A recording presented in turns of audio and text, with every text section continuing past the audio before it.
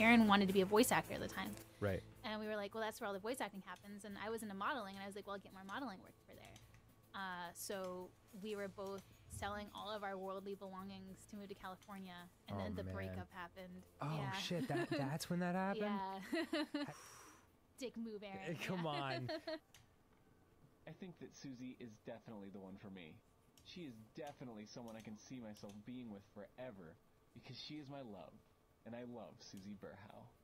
Aaron moved to California without Susie and continued to post on Newgrounds by expanding his awesome series. I remember one day Aaron was just like, you should move to California. Like, that's where all of our friends are. And, like, Aaron wanted to be a voice actor at the time.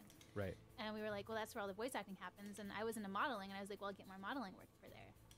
Stream elements. We were both welcome to my channel. Nightbot. Welcome to my channel. Shit, that's when that happened? Yeah. Dick move, Aaron. Come on. Come on, teenage Aaron. Yeah. I'm not mad about it. No way. Aaron would also parody movies and continued collaborating with other animators, as was highly popular on Newgrounds. These videos were sponsored by Newgrounds, but not with life-changing money. Some of his animations could be found on YouTube, but not through the Egoraptor channel that was established in 2006. Instead, these re-uploads of significantly lower quality, often due to the capturing method, but also due to the compression algorithm, which was why Aaron was so opposed to uploading them on the website. Metal Gear Awesome is not on YouTube. None of the awesome cartoons are. They were meant to be seen on Newgrounds.com. Click that link on the right to go watch them how they were meant to be seen. Crystal clear without all this fuzzy compression bullshit. That video was uploaded March 30th, 2008, and it was only 3 months later that Aaron uploaded his first awesome animation onto the platform as to compete with his animations that were already being uploaded regardless of how he felt about YouTube. But in reality, it was only a single video of the series that would sit on his channel. It was not until 2010 that he began uploading his animations onto his YouTube channel, going as far as to remake some. I partnered with a company called Machinima, which isn't around anymore. It was very simplistic back then. It was like, if you get 1,000 views on this video, you will make $2. You know, like, right. Very, that's just how it is. His partnership with Machinima, in tandem with his re-uploads, assured Aaron his first big break. It helped that YouTube videos could be uploaded at the same quality to those of Newgrounds. Had my first like big hit on there, which was Awesome Reach. I think I uploaded it to Newgrounds as well, but it was kind of made for YouTube. That was like the most money I'd ever seen in my life. It was at this point that making videos for the internet became Aaron's full-time job. I remember riding a $10 knockoff Razor scooter to like a local car dealership, and like I bought my first car like cash just because I had the money to do that finally. At the start of 2010, the Egoraptor channel had 28,000 subscribers. By the end of 2011, that number had inflated to just over 400,000. It was around this time that Aaron was back with Susie after writing her a letter every day for a year checking her head. As for his channel, some of his other notable series at this time were Lemon and Bill, rough sketchings of a bullet and lemon that would exist in a single area of a retro game using only rudimentary whole-body movements to represent who was speaking. Then there was Girl Chan in Paradise, a video series that satirizes anime tropes, whether they be part of the story of the anime or infamous moments in anime due to things like localization. These donuts are great! Jelly-filled are my favorite! As the flapjacks go to Baru-san Sama, don't forget the syrup! How could I? Aaron was well known for his parodies, but his talents were hardly ever limited, from voice acting to a genre of fast-paced comedy that he dominates in. All the way on the 78th floor! No match for me! Yeah! He has proven himself to be capable. Through these means, Aaron's personality comes off in his videos, though he hardly ever addresses his audience directly. That was until Sequelitis, a series that is critical of game sequels, often criticizing game design choices. These kinds of things are meant to elongate a game. They're meant to manipulate you into thinking you're achieving something more than you're actually achieving. What, huh? What? Other times, entirely positive. See, this is a sequel. This is a fucking sequel. You thought I was going to talk about bad sequels all the time on Sequelitis? Fuck no. The series highlights the changes made from game to game and breaks down both the thought process of the choices and the player's actual experience. In a space full of those seeking to replicate what is successful, like the countless clones of the angry video game nerd, Aaron was carving his own path, adding this unique spin on game examination in combination with his trademark animation. Mega Man 12, Was this Land Before Time? Capcom was like, fuck. Even with all this hard work and continual growth, there was a genre that was always present on YouTube, but in the early 2010s was taking over the platform by force. How's it going, bros? My name is The Let's Play had been unleashed in full force on YouTube.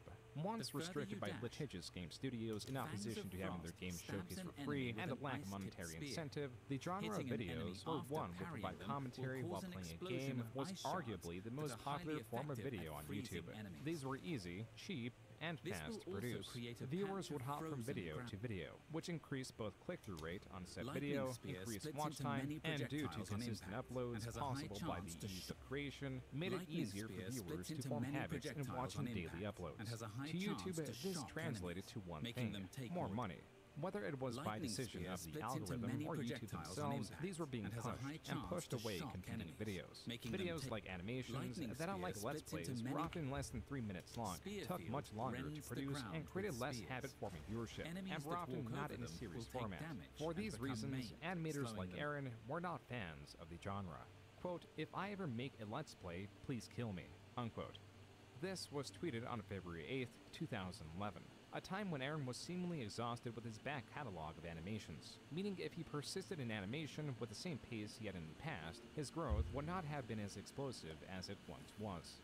But Aaron does have a history of creative exploration and collaboration. Around 2010, Aaron contacted rising musician Dan Avidan of the band Ninja Sex Party, who he co-founded with Ninja Brian.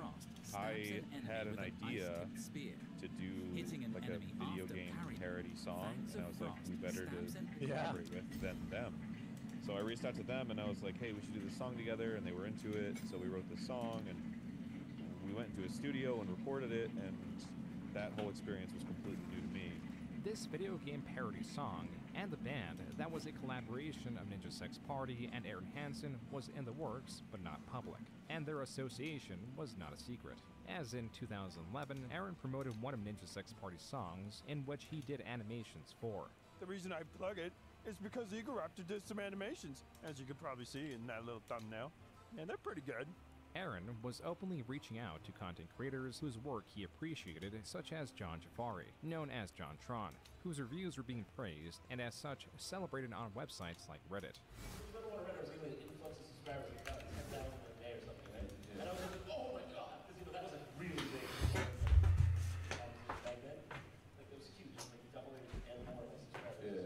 So I saw that it said Egoraptor. Oh, it was like back on old YouTube when you could like see this easier. It was like on your page. I have it saved actually.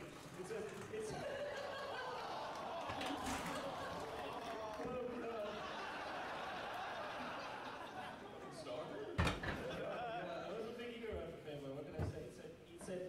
Egoraptor has subscribed to John Tron Show. I was like, It was then that John Tron messaged Egoraptor. As it turned out, Egoraptor had messaged John first, but John had failed to see the message. see, you messaged me. Yeah, I messaged you. I didn't see it. I didn't see it until fucking like a year later when I was going back. I was like, oh my god, you sent me a message? I just sent you a message independently of that. And then you go back and go, oh, I had no idea what the fuck you were talking about. You were referring to a message I didn't see. So, then you agreed to play Choo Choo Rocket. You're trying to high five a lot. Yeah. The pair would later live stream, which is where this 5-second clip of Aaron slapping John originated from. With Gerard, the completionist Khalil, sitting off on the side, it was moments like these that inspired the creation of the game Grumps.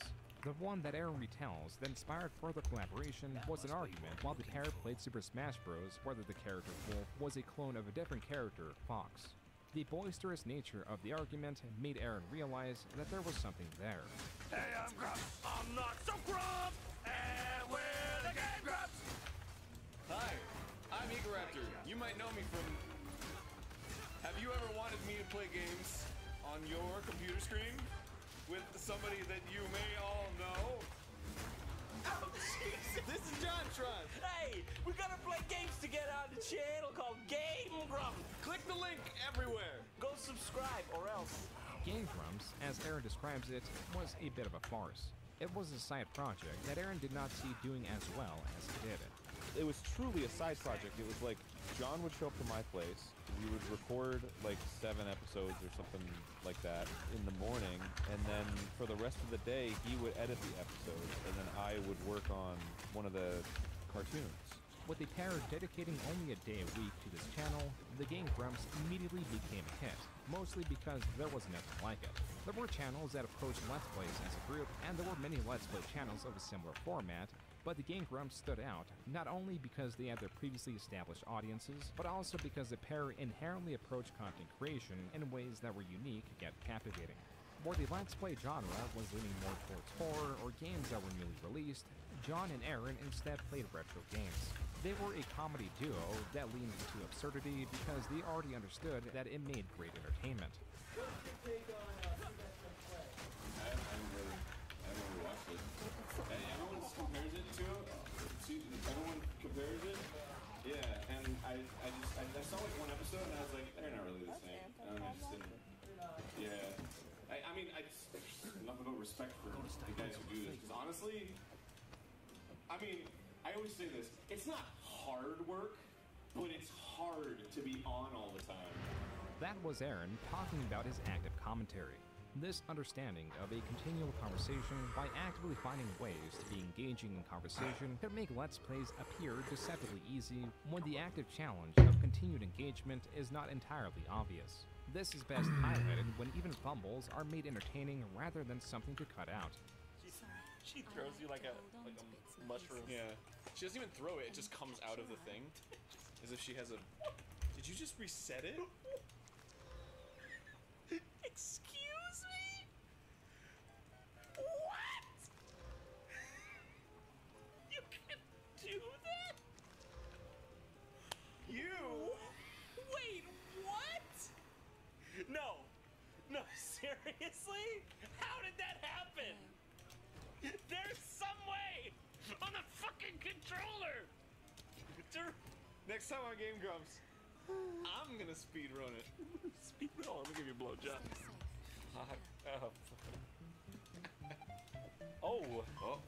We're done. We didn't beat it. Oh, Oktoberfest is coming on this year.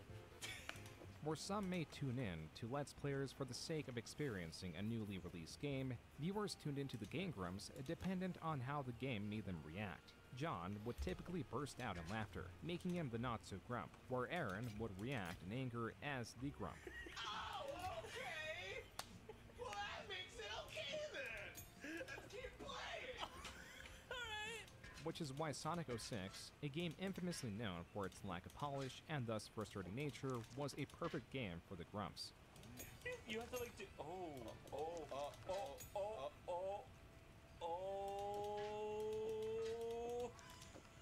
Okay. Aaron, don't leave.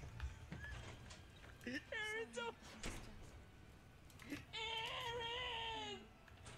I love you! No, I'm fucking done! I'm fucking done! No, you're not. This is bullshit! I'm gonna call it. This is fucking bullshit!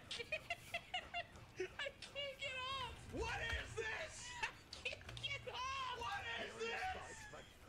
I'm stuck! What is my life?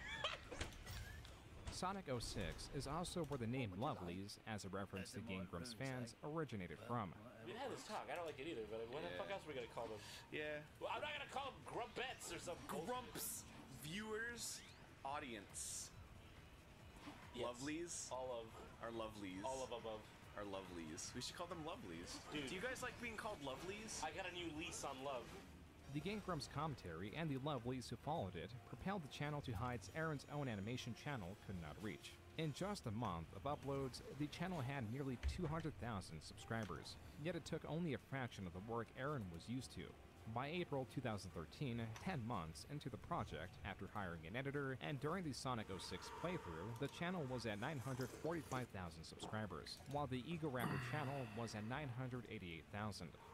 The Game Grumps was an undeniable success, enough so that Aaron had changed his focus from the animations of Egoraptor to the Let's Plays of Game Grumps. But was it creatively fulfilling? How much time do I really have to devote to putting so much fucking focus into this thing that's going to end up being a minute and a half? it was a realist approach, and like I think for a while I was sort of ashamed of that, but I'm not anymore. Everybody's got to fucking pay rent, and everybody wants to have a better life for themselves. So I'm fine with that decision. For John, it did not seem like it was.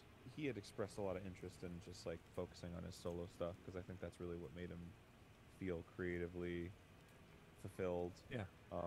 I don't know that he was particularly like fulfilled by doing Game Grumps, but there definitely was a sense of like, I don't know how long we can be doing this. I felt like it was like really like trying to share my past experience with these games, but then it just got so like every day this is it, and it's like, okay, It's just like okay, then you're just gonna exhaust this eventually. On June 25th, 2013, Ode to John was uploaded to the Game Grumps channel, announcing John's departure. So all in all, I just want to say thank you all for the wonderful year that you've given me. I'm not really going anywhere though, just shifting focus. So I don't know. Thanks, and that must be your viewership. You're not gonna appreciate it.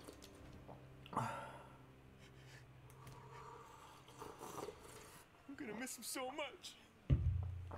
Who on earth am I gonna be playing games with now? You piccadilly whore! Those two clips were from the same video, though it does not appear it because of the difference in quality and approach to delivering the message, with John taking an impromptu approach to addressing the audience, and Eagle Raptor approaching it through a skit to introduce Dan Eviden as a new host of the Game Grumps. All fans had to go off of, or the sudden separation, was this 2-minute, 40-second long video where the reason provided is that John wanted to focus on his own channel. The suddenness of the separation, the disjointed nature of the video, and John's simple explanation was hardly satisfactory. What's more, Aaron, through John's desire to work on his own channel, kept ownership of the Grumps, and immediately had a replacement ready. This all made it seem like Aaron had more power in this situation, and was possibly the orchestrator of his and John's separation. But was it really planned this way? There was one night where Dan was over at my place and we were coming up with song titles for the album, and we were just like literally on the floor laughing. When we were naming the album, I had already started Game Grumps. So I had the thought where if something ever happens to John, like he gets sick or something, like this would be the guy I would ask to be my oh co-host on the show. Wow. And then eventually John wanted to pursue other things, and I was like, well, that's the chance. Following John's departure, there was an immediate sub-loss of around 10,000. There were many feelings about the Grumps during this time, few of them positive. There was a distrust towards Aaron and a hatred of Dan solely for replacing John.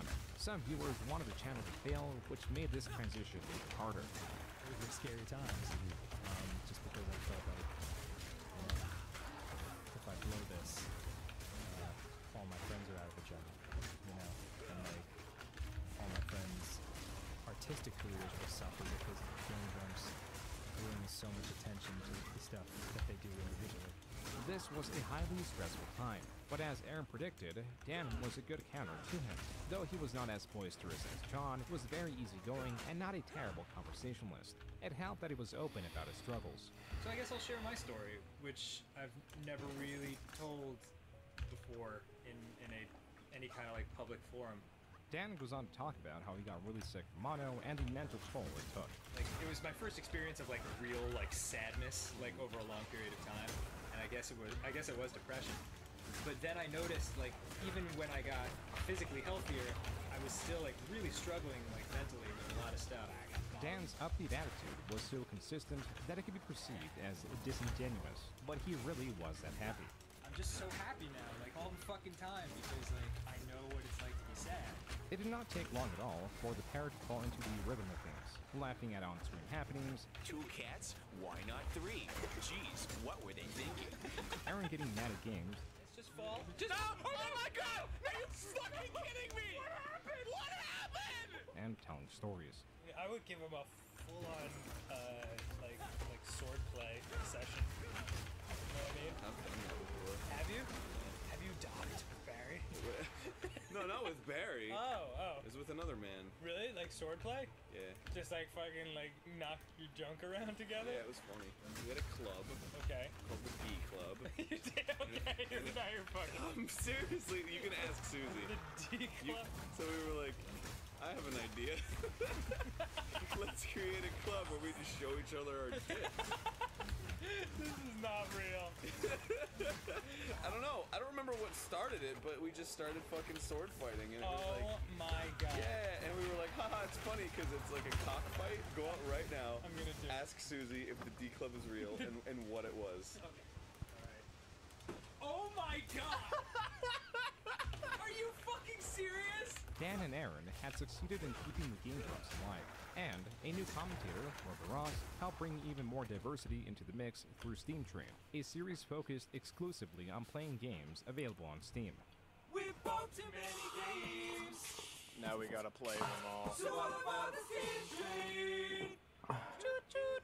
Regardless, the dissatisfaction with John's departure was no longer just lingering, it was growing.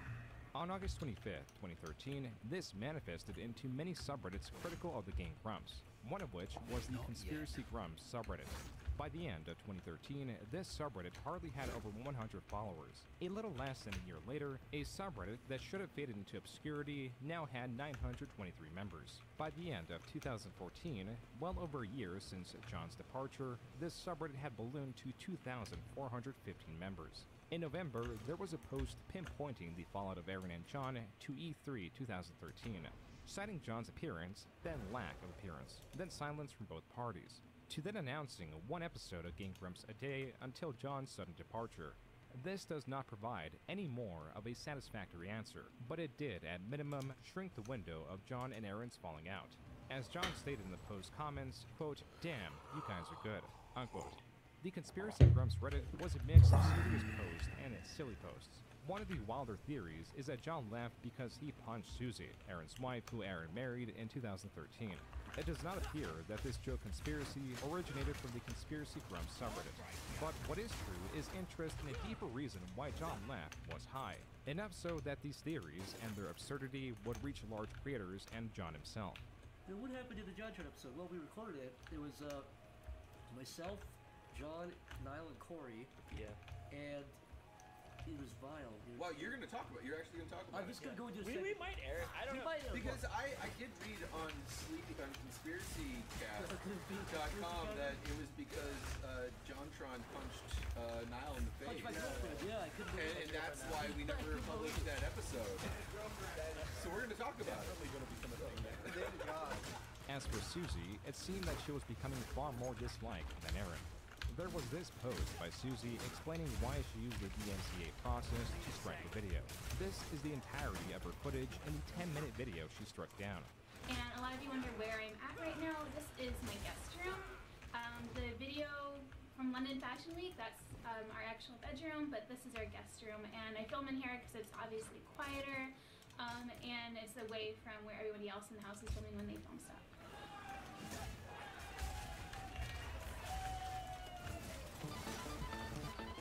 The rest of the video is full of moments of John and Aaron being loud.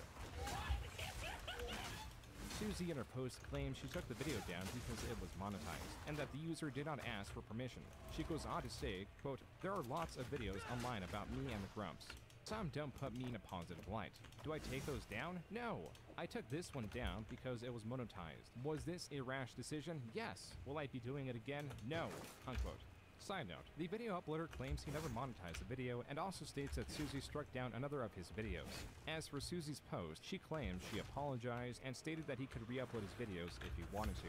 Then, in the comments, Susie posted, quote, "They could not remove them if they were not monetized," unquote. This is a lie and a clear misunderstanding of how the DMCA process works. Then in 2015, there was the Etsy scandal, with the pertinent information centralized in a post on the Conspiracy Grumps subreddit that also made a point to mention the copyright situation.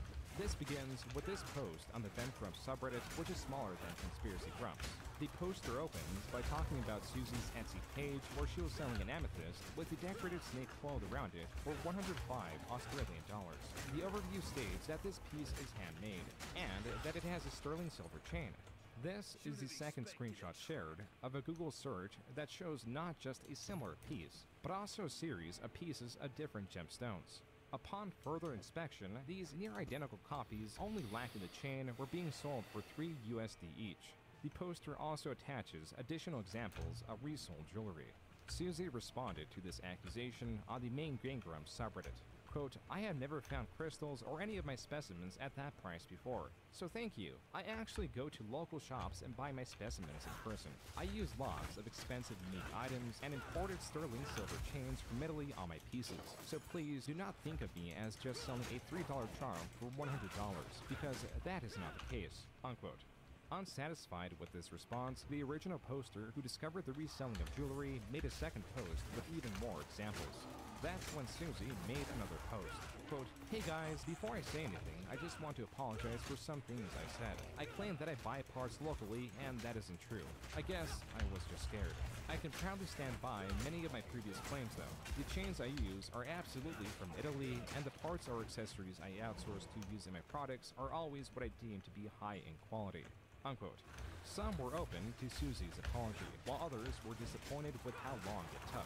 Quote, unfortunately, I think for a lot of people, it's already too late. Coming clean was the best thing to do, but you had a chance to address it a month ago when it was brought up, and you told a lie instead. You're sorry, but mostly it'll look like you were sorry you got caught. Unquote. Among the comments responding to Sooo was one from Egoraptor. Quote, I'm absolutely impressed. It has been my sincere effort to approach the subreddit with positivity and encouragement, and I apologize for the tone I'm about to strike, but I don't know any other way to phrase it. I read that all people want is an apology. There is an apology, and now it's like the apology is the worst possible thing that could have ever happened.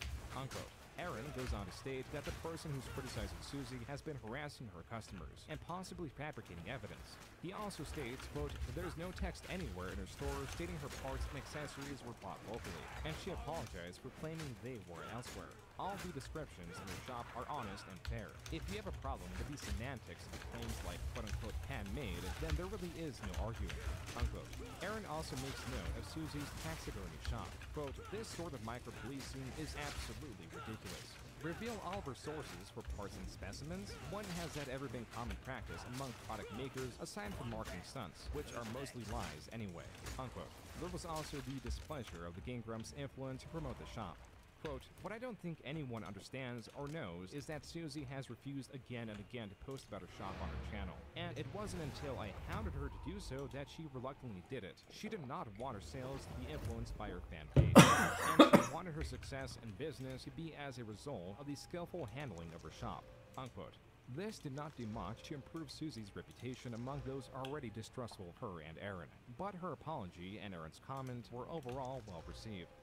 The Conspiracy Grumps subreddit, who was also discussing the shop, had nearly doubled in size from December of 2014 to April of 2015.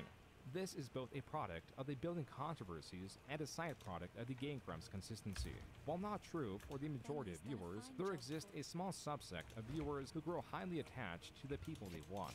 If a creator uploads or streams daily, they have a higher chance of attracting these people as they become ingrained in their lives. These super fans and detractors are certainly not large in numbers, but they are very loud. It is not uncommon for these people to go to great lengths to appease or harass the creators they follow. An example of this is the Letfoot incident. In August of 2015, the Game Grumps were playing Sonic Adventure DX. Sonic Adventure receives much praise for its varied stages, utilizing different characters alongside additions like the Chow's Garden. But it is also panned for frustrating sections, like its fishing minigame, or the labyrinth-style area that is the jungle, an area where the music has an incredibly short loop. Stupid fucking repetitive jungle song that never ends and is 5 seconds long. This keeps looping endlessly. While Aaron did get flack for criticizing this game, as was becoming more common as he was expressing his dislike of Sonic games, the controversy here came from a guide they had been following throughout the series. This is how the game's gonna be. I can't fucking believe this walkthrough. What, where it's like, oh, you'll figure it out. Just a stage overview for the next stage that we haven't gotten to yet. This stage isn't particularly large, so you shouldn't have much trouble locating the emerald pieces. That's the only thing it says about the stage overview. Like, what a dick face. Yeah, like, what a colossal waste of time and energy to make a walkthrough like that. It was not until episode 32 that they were fed up with the guide, particularly the fact that it does not point out the location of the emeralds or how to get them because they are randomized, a fact the Grumps likely did not know. Here's what this says. If a twister is Sure, you inside can a use the lit up whirlwind, panels on the it wall will to climb create up, more but twist. why Twister bother? conjures Just a glide into small the wall and tornado climb up. that travels There isn't a lot to forward, say about this damaging stage. and blinding this enemies. Oh my god. It isn't particularly large, so you shouldn't have much trouble locating the emerald pieces. What the fuck is wrong with him? I know. Like, what is actually wrong with this guy? Hold on, I'm fucking... What the fuck help does he think he's providing anybody? I'm gonna say the name out loud because people are gonna think that, yeah, it's the fact walkthrough by Beats it. I only say this because people will think we're making this shit up. He wrote this, by the way, in 2004. Oh, yeah. So if he gets a wave of hate from our fans, won't he be surprised 11 years later? This was from a re-uploaded and censored version. The original episode had Dan and Aaron naming the guide's author, who goes by Leadfoot. This is his guide, and this is him on Reddit reacting to the upload. Quote, ha! Hey, I actually wrote this damn thing over a decade ago when I had nothing better to do, and had completely forgotten it until this, development was brought to my attention. Unquote. Leadfoot goes on to say they wrote this guide at the age of 12, and they were updating it to include the information that the emeralds are randomized. A Redditor then asked Leadfoot if he is getting harassed as rumors were going around that his address and phone number were being spread around, where Leadfoot replies, quote, putting my name anywhere was a rookie mistake. Nothing too bad, unquote. Realizing his blunder, Dan posted an apology to Reddit where he clarifies, quote, at the time I thought I was being funny, but I should have absolutely had the foresight to realize that some people would actually seek him out and harass him. I'm not going to make any excuses, other than to say that if you talk non-stop on a show every day for years, you're bound to eventually say, do some stupid shit that you don't fully think through. I really regret my action, and hope that this blows over with the walkthrough author getting as little disruption in his life as possible, unquote. Leadfoot responded to Dan's post with, quote, just to offer some closure, Dan did reach out and apologize. The fact that the vast majority of you guys thought that this wasn't cool right from the start is also appreciated. Never thought I'd see YouTube comments not only about me, but actually defending me, unquote. This became a meme of sorts on the Game Grumps subreddit. By the end of the Sonic Adventure series, Dan shared his appreciation at how Leadfoot took it. Oh, I guess it goes without saying, shout out to our boy Leadfoot.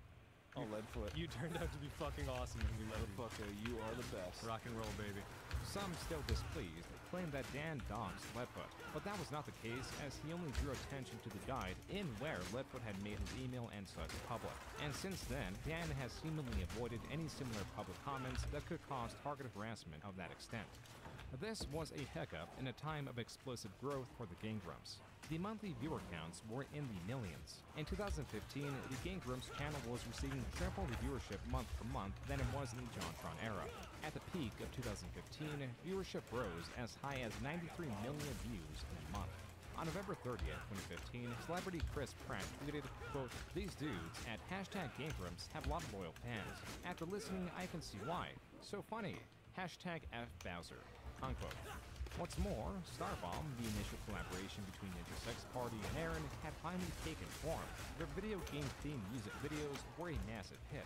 But even with all these successes, some fans longed for a different time. So my question is, what are the odds that we might ever see John and Danny on Grumpcade? Oh my god, 0! No.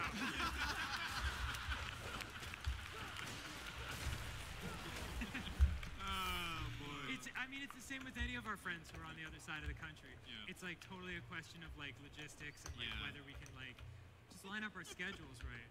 The only barrier of collaboration was distance, as John was in New York. This news quelled some of the more extreme conspiracy theories that something terrible happened between the two. Little did fans know that there would be a collaboration, just not through a Game Grumps episode. John, you're a friend. An old friend. Friend? Aaron? John.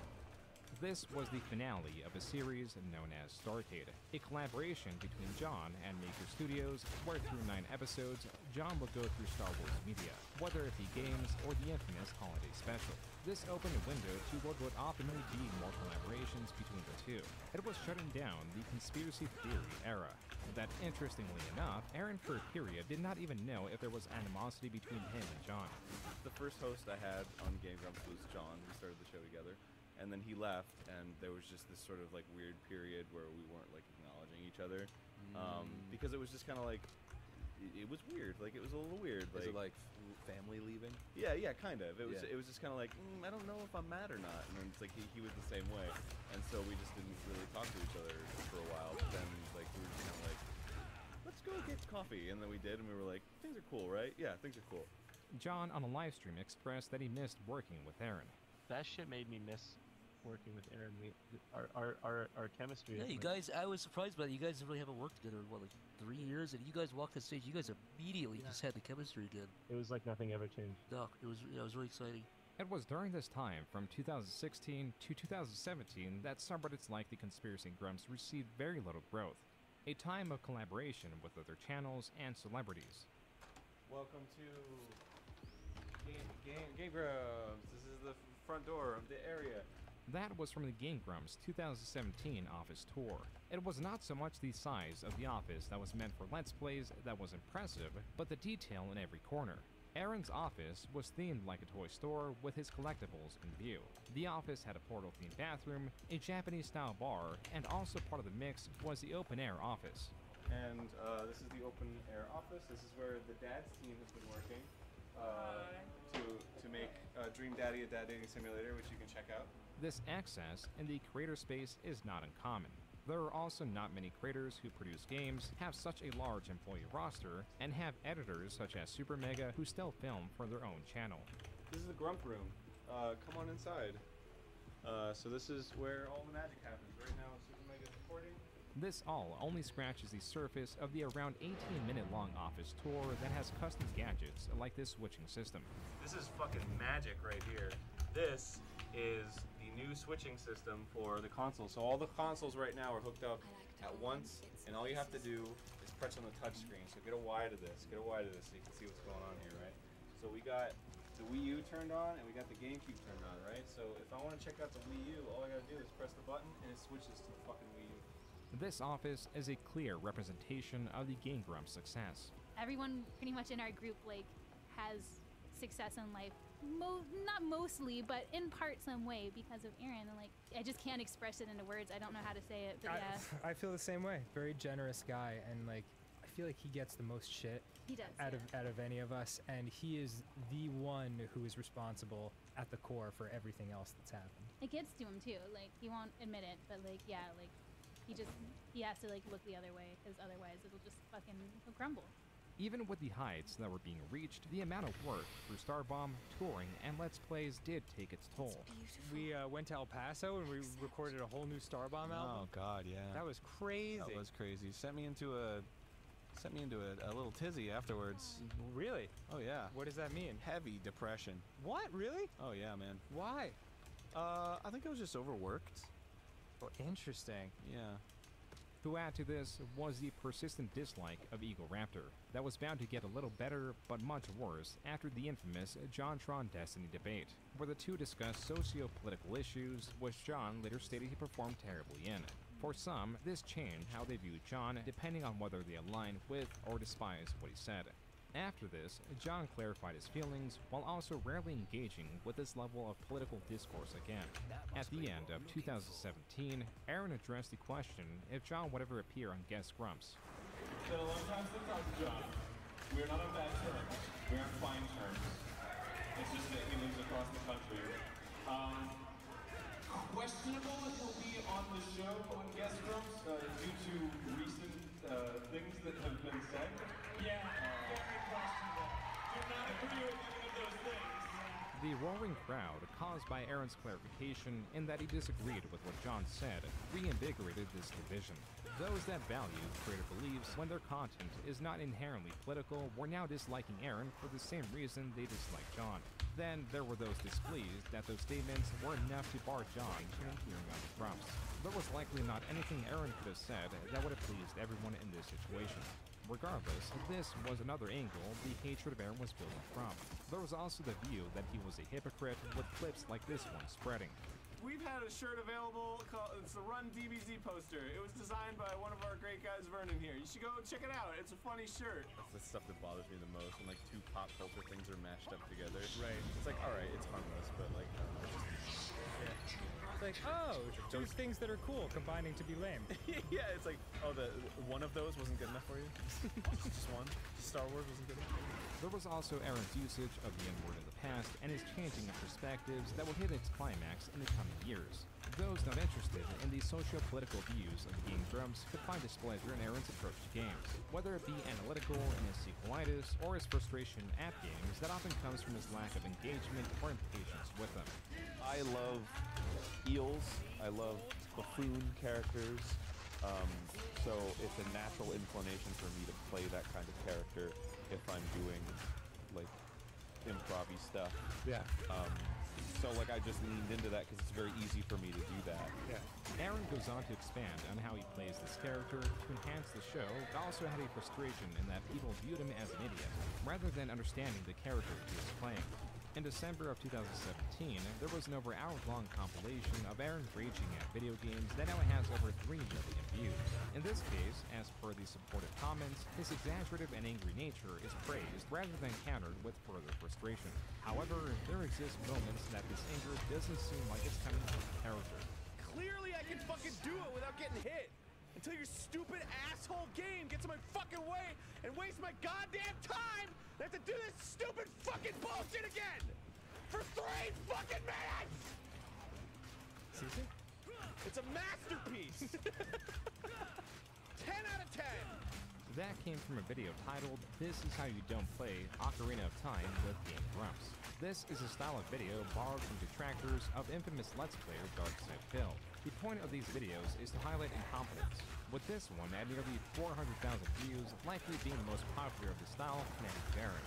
This also plays into Aaron's sequelitis of Ocarina of Time, that while overall well received, is the most disliked of the series, and is the weakest video. A book can tell you the main character's a hero with dialogue. A movie can too. But in a game you can feel it. You can experience it firsthand. You don't need dialogue. Why was the inclusion of so many semantics necessary? And I don't buy the argument that they're only there to richen the world with story, because adding those contexts to the situation is devaluing design aspects. The game literally stops for you to complete some asinine story task. Aaron makes the point that bottlenecking or slowing down progress through interacting with the correct NPC detracts from Ocarina of Time, while negating a major aspect of the game are the 2 versions of the world. The uncorrupted version Link lives in as a child, and a ruined world Link experiences as an adult. The game forces this lore on the player to emphasize Ganon's destructive role. There are also critiques of how the game builds up anticipation versus Link to the past, or how enemies can be slower to fight in that they will block attacks, forcing a slower exchange of shielding and countering. This last bit matters, as a major criticism of Aaron's approach in his Ocarina Let's Play is his lack of using a shield. But also, there is a frustration from Aaron in the correcting nature of audience members that seemingly bleeds into the real world. When you greet somebody, you're like, hello, right? Or like, hey, how's it going? Or like, great to meet you. I like the ones that come up to me and are like, ooh. Why don't you use the shield in Zelda? That was from a video of the Game Grumps playing Paper Mario 2000-Year Door. Also within this episode was Dan selecting in-game badges depending on the given answers and a Q&A he posted. I went into my Reddit AMA that I did on the plane while I was bored, and found this super helpful thing. So thanks to Going Greener on Reddit. Yeah. Okay. And thanks to everybody who emails me. I know I'm salty, but yeah, they're just trying to help, man. I appreciate the feedback. Totally. It's very kind. Badges in Paper Mario vary in what they can do, from increasing your defense when blocking to unlocking different types of attacks. Only a select amount can be equipped dependent on how many badge points the player has available. The Quake Hammer, for example, is an excellent badge as it serves as an AoE attack, meaning it hits all ground targets, though the majority of badges that are attacks lack versatility, which is why passive badges that increase things like attack power are preferable, and can make the game significantly easier, which is why Dan posted that AMA. Once more, the response he's reading from recommended essential badges to where Dan could fill in the rest depending on how he wanted to play. I mean, I don't want to weigh in on this because what if I'm wrong? What if it's the wrong badge? Okay, restoring HP, that's good. Hey Dan, also when you move around, you should go right in a perfect straight line instead of going up and down because that wastes time. And also, when you fight, you should go to the right instead of the left to get to the menu item, because that shaves off another 2 seconds. Ow. Dude, shit's falling on you like crazy. I noticed. You're poisoned, you're dizzied, you got shit falling on you. Mario's fucked. Maybe you shouldn't have changed those badges, dude. Stop. You're in a really shitty position now. Please let it go. Oh my god. While Aaron's jest could be targeting the overall corrective nature of commenters, the comments in this video were particularly frustrated with him because it was Dan who was seeking advice. Some of the comments read, quote, "Aaron, it's our game, we should choose how to play." Dan had literally put out an AMA wanting help, of which someone responded kindly and respectfully, unquote. A different comment points out that this is expected from the channel. Quote, "Wow, it's almost like Aaron's a grump and Danny's not so grump. Wait, what's the name of this channel again?" Unquote. And then there is a comment that speaks to the building frustration as a whole. One that is not isolated from this video, but rather the Grump's use of walkthroughs in other games. In a way, this video and his comments capture the expected nature of Aaron to play a character that speaks to the frustrating experiences in games with some levity, like the Sonic 06 Let's Play. But when he takes a similar approach to games that are considered cult classics, with issues that are unique to Aaron, these complaints do not resonate with viewers, and it can appear as Aaron is critical of a game when in reality he lacks the ability or patience to approach it. This is only part of the annoyance with Aaron and is a far cry from clips such as this one. This is probably like the best I've ever done in any game. Is that right? Because just the level of hardness. Come on with the fucking jellyfish! I shot it like 3 times! I shot it like 3 fucking times and it wasn't dying! I think I shorted it myself! By 2018, though viewership was mostly steady, there was a downward trend. This appears to be true for a fair amount of Let's Play channels, with gaming streamers gaining popularity and an era that allowed for even higher interactivity.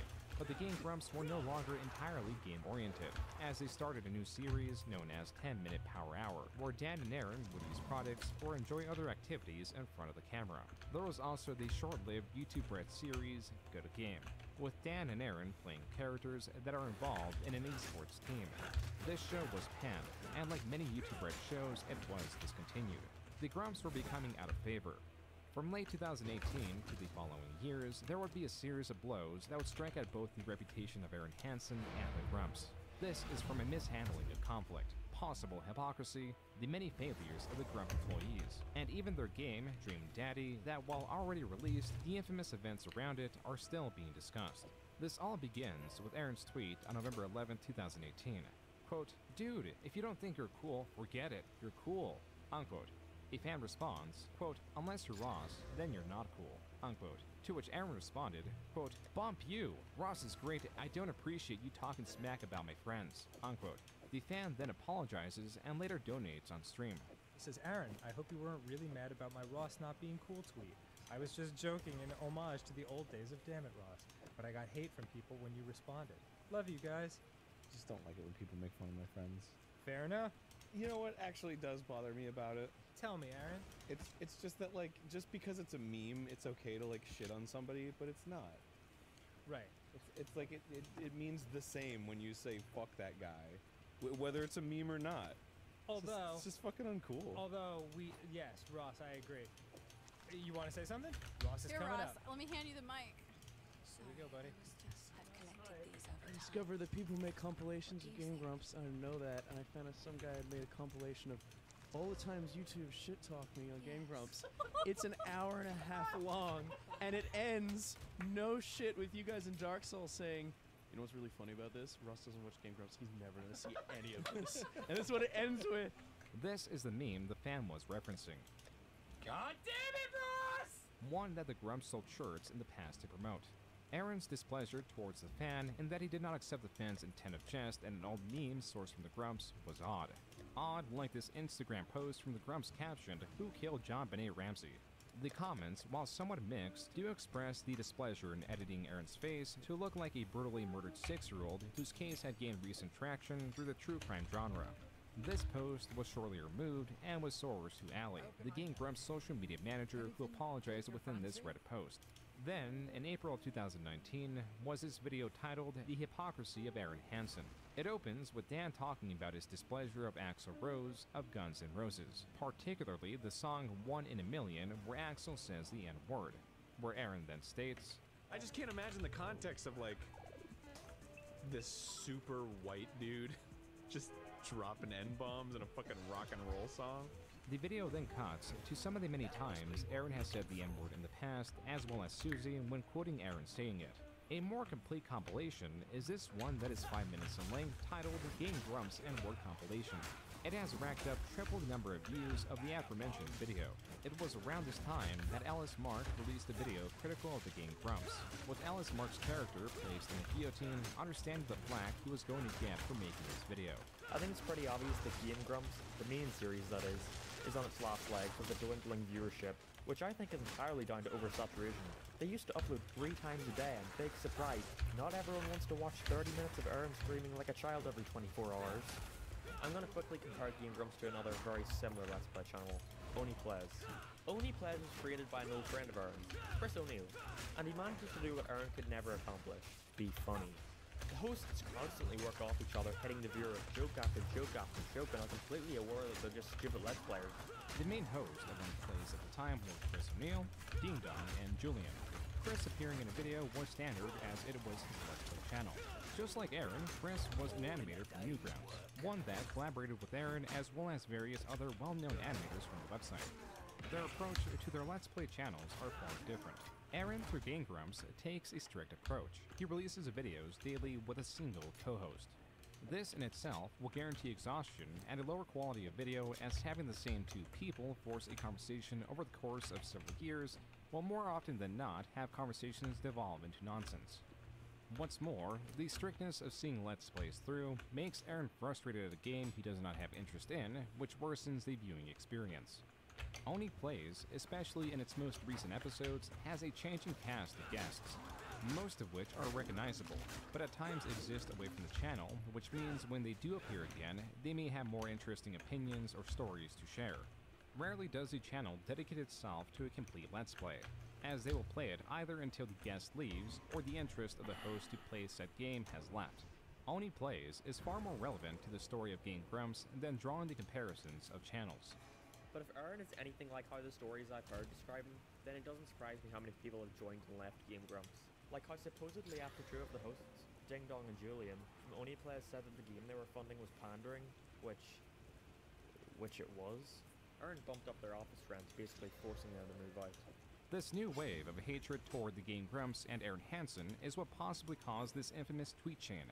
It starts with Aaron listing off the 5 jobs he's had, from working at Blockbuster to becoming the owner of an entertainment company.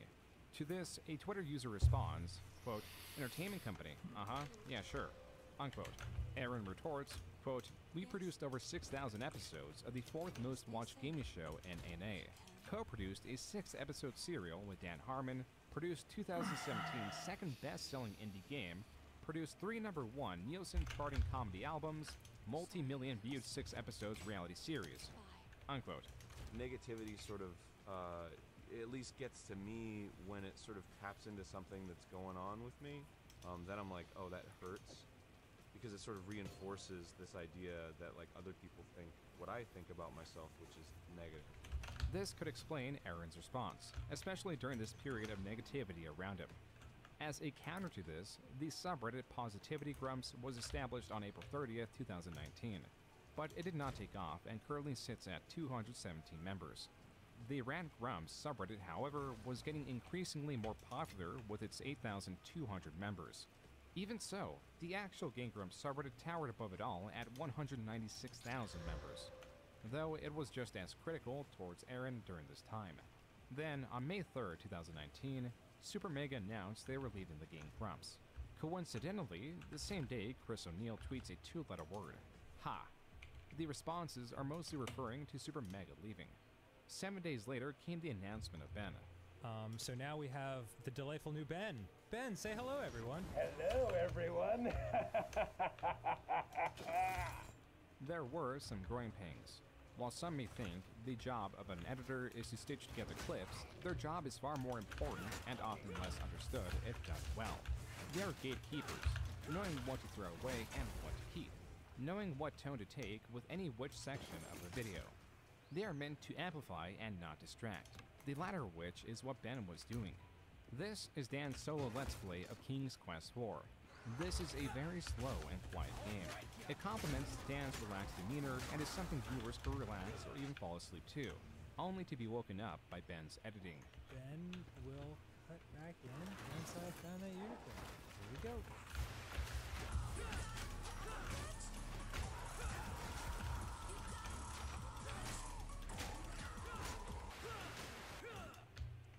There we go. The comments that discuss Ben's edits in this video are displeased with the disruptive nature of it. That's why someone uploaded a version of this Let's Play absent of Ben's edits, titled King Quest IV Stop at Ben. The displeasure with Ben wasn't even at its maximum. This is a 2017 Instagram post of Ben with Jacob Sartorius. Then, this is a 2019 tweet of a picture of an around 16-year-old Jacob Sartorius. Ben continued to tweet at Jacob, getting reprimanded by Twitter for tweeting at him, quote, "Let's do meth and drive off a cliff," unquote. This came to a head late 2017 when Ben tweeted, quote, "Is it okay to request a 17-year-old male YouTuber post nudes to the timeline if it's a joke?" unquote. It wasn't until later that Ben was getting flack for these strange tweets. Yet he persisted, until it became too much and he apologized. Ben, in his Reddit post, apologizes and explains his initial chance picture and following tweets were a combination of messing with a young family member who was a fan of Jacob Sartorius, alongside ramping up his character-driven Twitter account that is part of a comedy rap group that quote-unquote trafficked in edgy humor.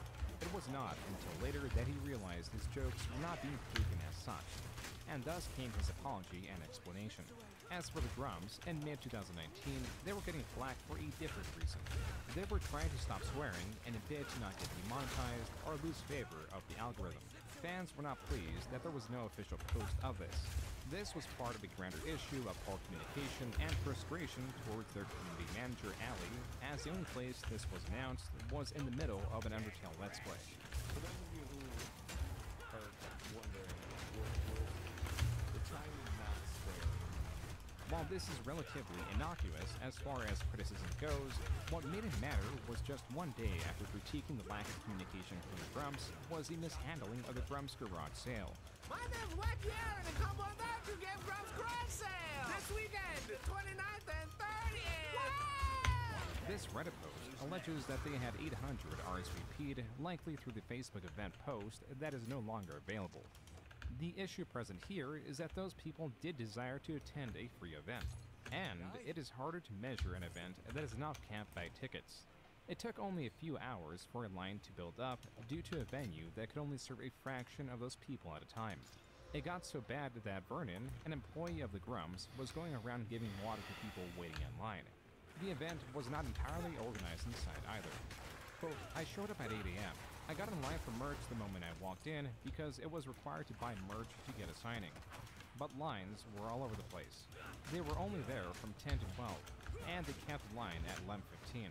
Maybe next time don't sound so condescending," unquote. This was in response to a tweet that was in defense of the Grumps that in turn was part of the Grumps post announcing, quote, "Unfortunately, we went way over capacity today and we will not be open tomorrow," unquote. Aaron quote-tweeted this response with additional information.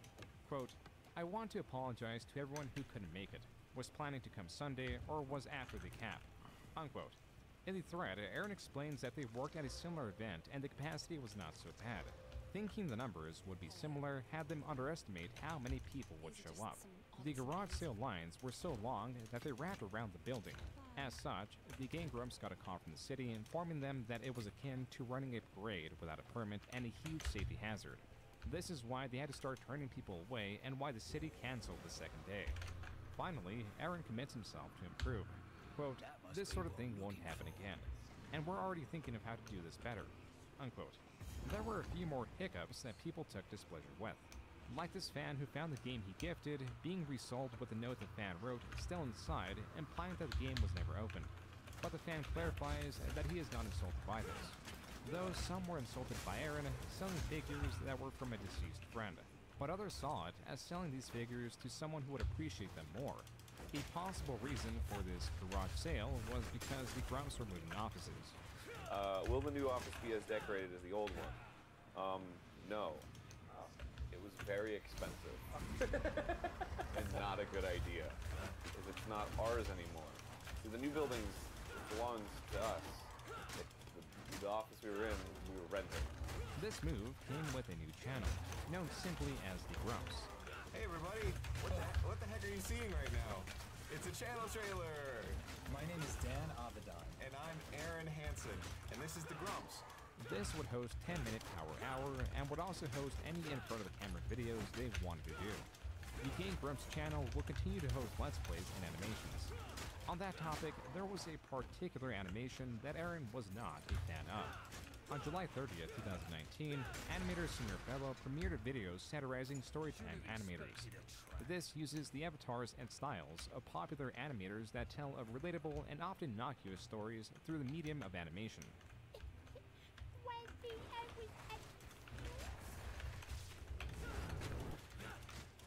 Oh wow! That is relatable! They're fun, and the story of Senior Fellow's video is then ruined by channels that are more critical on YouTube, as a counter to the innocent nature of Storytime channels.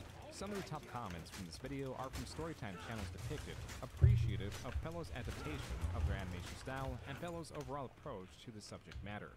Fellow posted about this video on Twitter, to which Aaron responded, quote, "This is mean. I got made fun of like this all the time when I made cartoons, and it fucking sucked. It didn't give me a thick skin, or make me a better artist, or make me think about what I was doing. It just hurt. The fact that all the people patting you on the back with this cartoon are old school Newgrounds types, with very few quote-unquote STAs commenting speaks volumes. You can use this thread to pretend it's all in good fun, but it's not fun. It's mean. It hurts." Unquote. Aaron goes on to say that this video only segregates. Fellow responded in surprise and stated he did not mean harm, and the last thing he wants to do is hurt. He even apologized if Aaron took it that way, and states that he can explain every joke in the whole video. Besides the bullying reason, a different reason Aaron was displeased with this video is that he toured with some of the channels in Senior Fellow's video, like Jaden Animations. Not everyone was as nice as Fellow when responding to Aaron, like Chris O'Neill, who stated, quote, "Newgrounds made you, and is probably the place with the least hate you've ever gotten anywhere online. You say you don't read comments. Maybe that's why you think it's better. It's the internet. You laughed hard at SF Chode. P.S. Fellow's cartoon is funny jabs. Christ almighty, grow up." Unquote. A different animator known as SpazKid, who is friends with Chris and many other Newgrounds animators, also responded to Aaron, stating that Senior Fellow's video was lighthearted and confusing if anything. SpazKid also refutes that Newgrounds was as toxic as Aaron depicts it, and that Tom, likely Tom Fulp, the founder of Newgrounds, has only ever wanted to support him, and that Aaron needs to, quote, "Stop pushing everyone away and wake up." Unquote. Overall, Aaron's reaction was not well received. It was even turned into a meme on the Game Grumps subreddit. With word of Aaron's critical stance spreading, a resurgence of Aaron's old, not so advertiser-friendly content began spreading to counter Aaron. That's why on August 1st, 2019, he posted 2 images of his statement, opening with acknowledging that he has appeared on the Twitter trending tab as a topic of conversation, and the clips of him saying controversial things in the past are spreading alongside it. He denounces his history and states he used to be an angry kid. Piss and vinegar, anything goes. Now he resents his former self and wants the young folk who look up to him to not want to think that, quote, "using hurtful words and making hurtful jokes is okay." Unquote. This was Senior Fellow's response to the drama, expressing a desire to move on.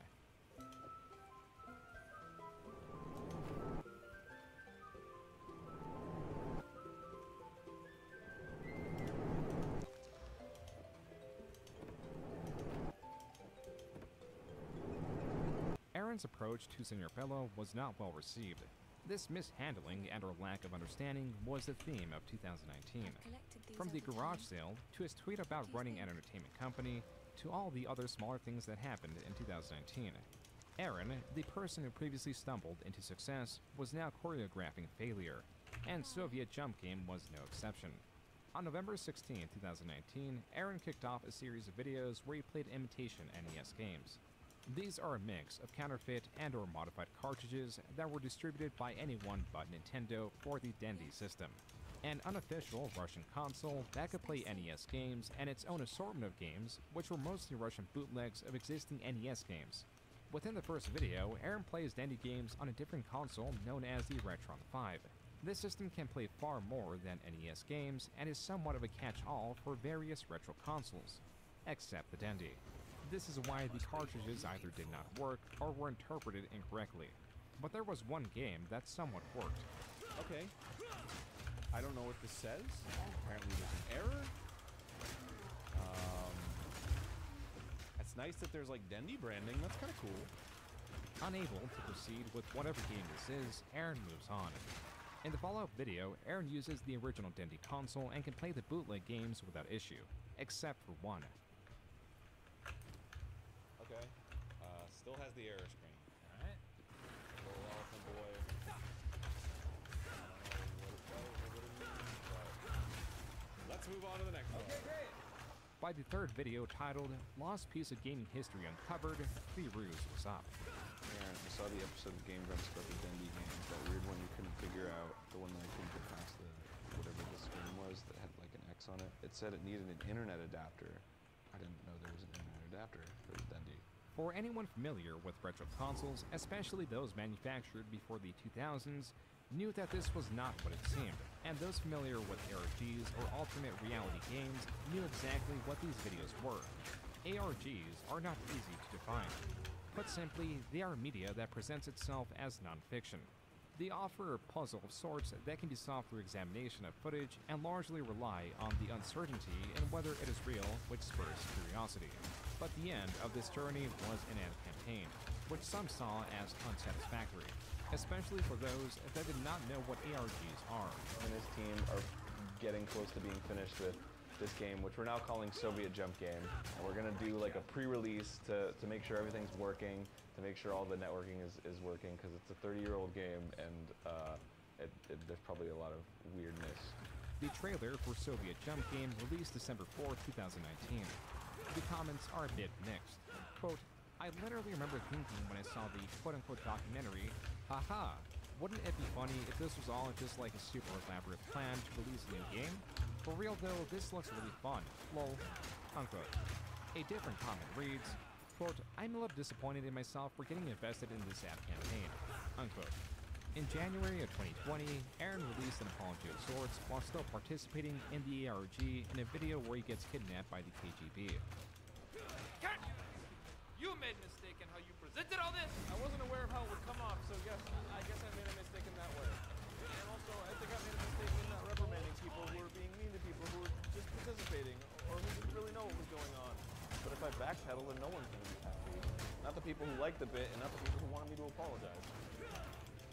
I really should have just announced this on.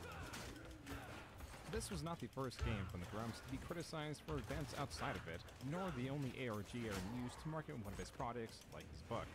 A book that, as part of the ARG, claims his uncle wrote, and Aaron's mom is demanding that Aaron promote. With Aaron framing this as being disinterested in his uncle's project, but bending to family pressure. Twitter users were trying to comfort Aaron through understanding. Quote, sorry you're being forced to do something for a person you don't really care for.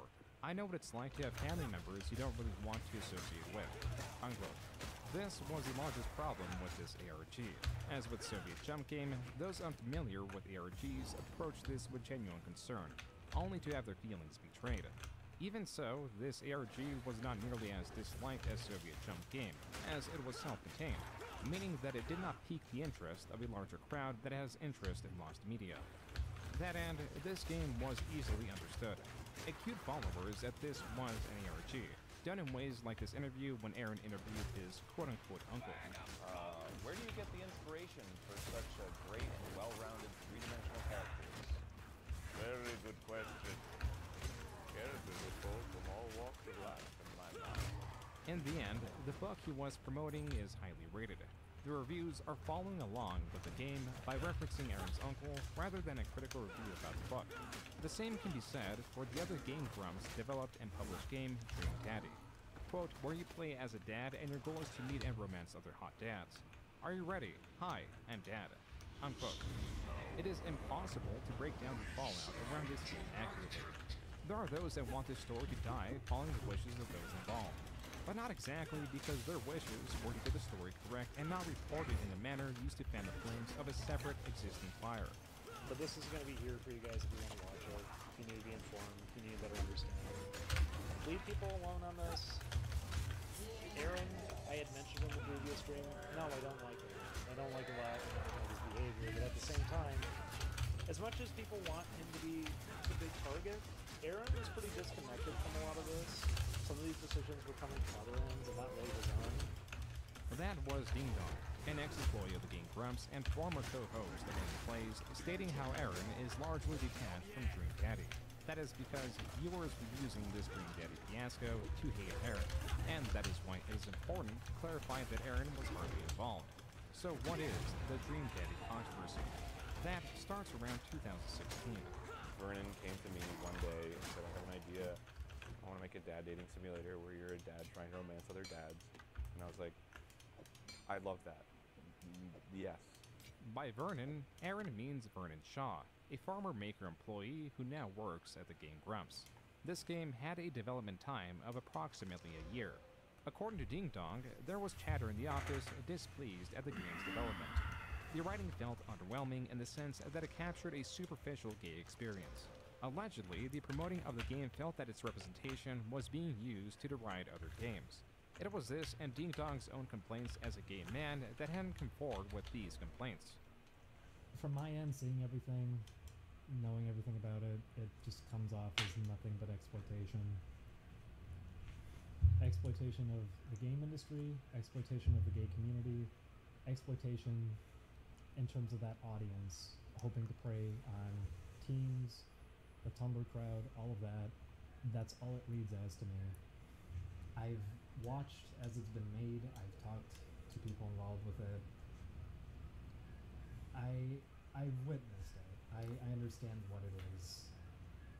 Being that that was in 2017, the time that Super Mega were still part of Game Grumps, Matt Watson of Super Mega gave Ding Dong access to an early build, which is where Ding Dong is drawing his criticisms from, and how it was allegedly being advertised as. I don't like that a bigger gap gets to be created because people who are involved with this get to act so nasty about it and put down like, oh, so straight white males. It's like, come on.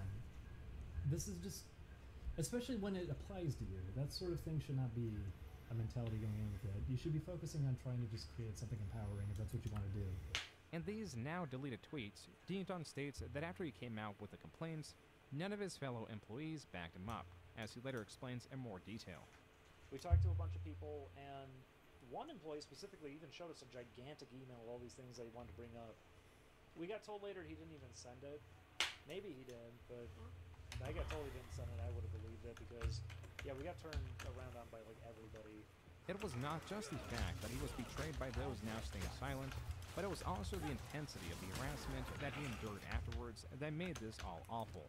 Quote, it'd be an understatement to say that day didn't affect me. My cell phone number got leaked, people were insisting when to reinstall the game and were lying. Extended family was being contacted, friends turned their backs on me. It felt like everything was over. Unquote.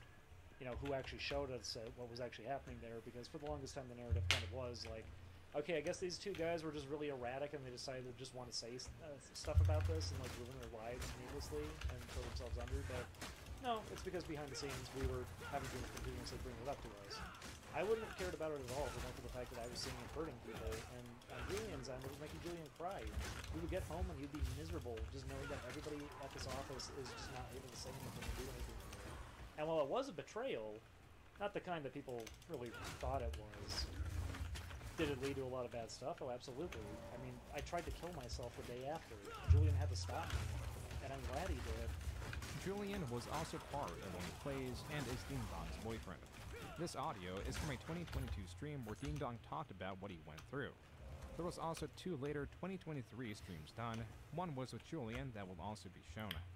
What happened over the holiday season? We didn't have a very good Christmas, obviously, and neither did we have a good New Year's. I'm no longer talking to my mom. She took pleasure in a lot of the abuse she did to me when I was younger, so I finally just told her off. The harassment from fans, being outed as gay to his family, the stressors of the betrayal from his coworkers. What made it all worse is how much of this was sourced from them. I'm not kidding with this shit. Some of the 4chan threads, you wanna know who made them? Somebody that we actually know. People near us. People who actually did want to sabotage us and ensure no one would ever fucking listen. Your phone number was impossible to have gotten out. Yes. that had to have come from somebody on the inside. That's why when someone was trying to insist recently, the new narrative is, I think it was his stalker. No, do you know how my phone number got out? Somebody very direct that we knew did it. And I'm thinking of 3 specific people who it could have been. But honestly, at this point, I'll say I think I know exactly who it was. Because they were responsible for a lot of this behind the scenes. I was getting warnings since the beginning that it was even happening. That sometimes at the office it was happening. That they were noticing that in the web history things were getting posted and being used. Ding Dong does not specify who this employee was.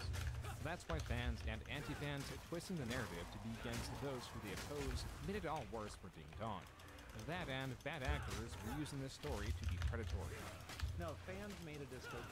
Fans made a Discord, and then started trying to advertise it in streams. And eventually, when we caught on to it, we had people who were in it then sending us DMs telling us, "Hey, there's illegal shit going on here. They're trying to like make timelines. They're trying to figure out like how they can hurt me more, and not only that, but they're preying on na other people who are in their chat." 35%, odnosno 38,99. Dobro jutro, Ilija.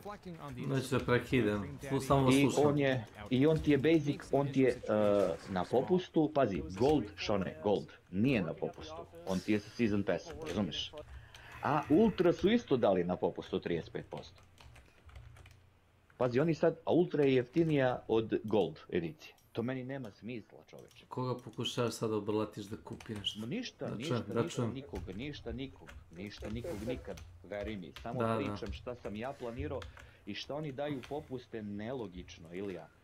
A ti pričaš kontra o njih, to podržavam. Da, ja pričam za mene i šta sam ja planirao i ono... Pričamo za Nintendo kako je ono... A, za Nintendo vi, $90 igra, a? Šta je dobro to, $90 Salko, konzola $400? Nema zebava. Ma dobro, ja se slažem, evo pričali smo ja i Nena. Ja daj konzol džabe. Što ti daješ mnogo pare za igre, to je mnogo. Ali moraš da imaš i subscription, brate, nisu normalni bre, alo. Nisu normalni. Jok, ajde da nam uzmite dušu, jebot. A kažem, sad upravo pričam za Space Marine, nema mi logike njihov marketing, šta li oni ljudi rade. Da li na base game i na ultra ediciju popusta na gold nisu?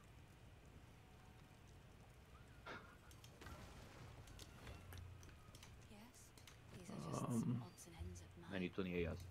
To ti je tako. Stvarno mi nije jasno. Ultra je bolja edicija, jel pored... Igrači treba da se naviknu da ne posjeduju igre. Jel tako, Nenad? Ona piraterija nije krađa. Ne, meni je glupno, ako sam pljunuo, moje pare to je moje. Naravno. A ti ako ti nešto nije jasno, možeš uvek da pitaš Sretena u stvari čija je igra na Gogu. Da, i on će ti reći. Ili Goga. Da. Pitaj Sretena, on kaže. Znaš kako, oni mogu, to može da preguraju u mulici, ali... Znam da su nešto kad su probali tako da preguraju da se ljudi žale u Evropskom sudu nekome. Da. U Evropskoj uniji i da su morali da plate kaznu. U Australiji ti s tim refund možeš da jebeš. Ti možeš da kupiš igru da igraš 2 meseca i nakon toga tražiš da refundiraš. Da. Jesi vidio kako su lepo updateovali što smo kod refundacije na Steamu? Za Early Access igre. Nema refunda. Nema. Što si kupio? Pa bre, pušteno. Pušteno.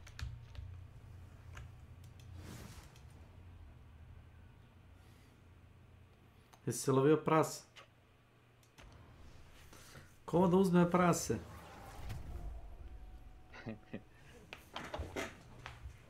Ne, imaš u ome Path of Exilu, imaš da loviš duhove životinja, znaš. U prvoj oblasti loviš jelena, u drugoj loviš prase. Danas ćemo loviti prase. Ali to mi je hint za ovoga... Druida. Za druida, da. Da, verovatno. Nesrećni kučki ni sinovi. Kaže mi Nenad Obradova Milija. Da nećeš Dark vrhnog Tide? jutra. Jeste. Kaže, trčko si nesrećni kučkin sinom za džabe. Kako bre Nenade za džabe? Sve su, kaže, sjebali bildove. Nisu, nego su ljudi investirali previše vremena. Ne valja kad uložiš previše vremena. Samo ogranici normalno. Smanjili su, vratili su health na pre-patch. Ovim manjim minorima. A ljudi se žale da im treba pun kurez da ubiju normalno čudovište. O tome se radi. Niko ne kaže ništa za boss. Boss mora biti jak, jeli ono. Ali do običnog belog, ono kao moba, biješ pola sata, nema pojnti. Znaš koliko health ima onaj sa sekirom u aktu 1 na težem nivou? Dželat. 1,5 milion healtha. Sine. Da, slako to zvuči i tako isto i meni kao mnogo, da. To zvuči.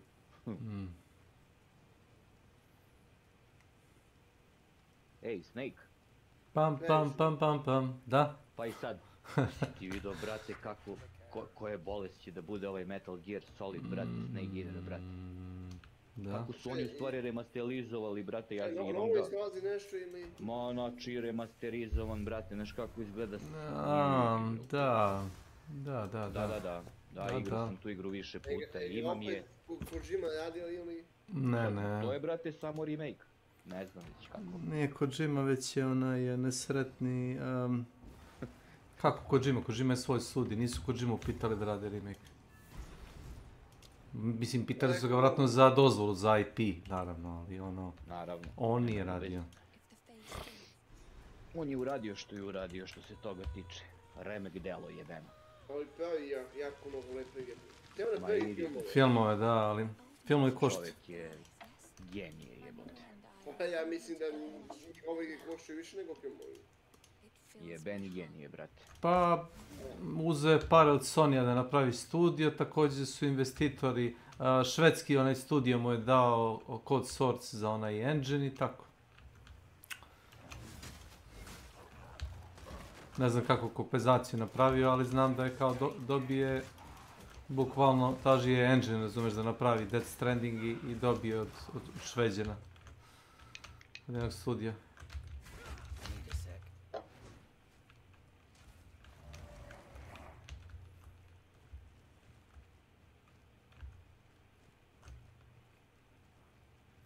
Što nije Death Stranding za svakoga, znaš. Nije, brate. Nema toliko puno akcije, više ovako story igra za ljude koji vole ono slow da igraju. Ludilo je igra, brate. Ljudi su očekivali bog zna šta, razumeš, nešto akcijno nije. Ima akcijni dijelova, ali to je između slojeva priča. On, brate, vozi na priču, naravno.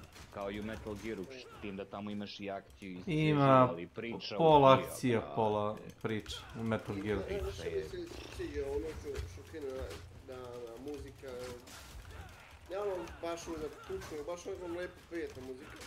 Tebra, samo nađi na YouTube Snake Eater uvod, kako je urađen, kao u James Bond fazonu, brate. Pa to ti je originalu, da. Ne možeš ne gledaš ime. U originalu, nisam gledao ovo novo, ja se sećam, znači, brate. Da, inspirisano Bond filmovima. Ma da, bre, čovječe. I take my life Ma idi bre, sve, muzika, sve, odrađeno je. Ja sam više vremena proveo gradeći one puteve i vraćajući one pakete nego što sam... Ja sam nalazio pakete od drugih igrača pun kurac. Znači, bukvalno... Ja sam nekad nekoga... To ti je simulacija poštara.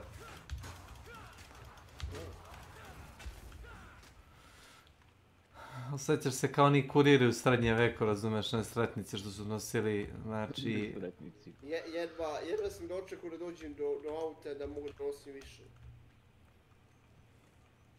Ej, isto su, vidim da je dobro prošao, brate, Atomfall, generalno. Ne znam, ja sam pratio. To je sramota, ja mislim da se tu igru platio 5 €. I da se je poslije na Epicu kupio na besplatno. I na Epicu se zajebalo... Pričate li o istoj igri? Ne pričamo o istoj. Ne Atom Heart. Ne, na dje drugi... Jesi Atom Heart nisi? Ja sam osvojio još uvijek na ovoj. Atomfall ti je Fallout smešten u Britaniji. Što kažu oni, ali nije. Na Epiku se bili zajebali i dali direktno kratko Aha, on priča o... A, dali su direktno kratko. Šta su dali full ediciju na Epiku? Da. Pa onda sam ja to uzu sigurno, mada ja ga imam na Sonyu, jebe šef. Ma, nema neke velike razlike, imaš par dodatnih nekih misija i to je to. Misija za izija.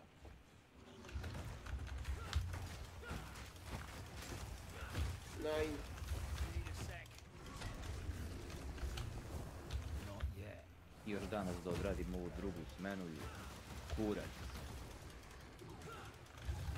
Sutra imam odmah jedan dan. Ma jedan, pa ti jedi da mora da se odradi i ovaj... Koliko 21, 2 radna dana, koliko ima ovaj jebeni april nabijem dan. Ne znam zašto se ljudi žale da je igra spora, zašto su navikli ljudi da speedrunuju. Ja nemam problema za sad ni s jednim bossom. Recite svom bossu. Polako. Da se reklamira. Pa u tome se radi baš polako. Kapiraš? Easy. You know, Ilija, what are you doing right now? Evo ja sam bio, 3 levela sam bio veći od bossa, Jeste, hoću, ajde. Nisam mogu ništa uraditi.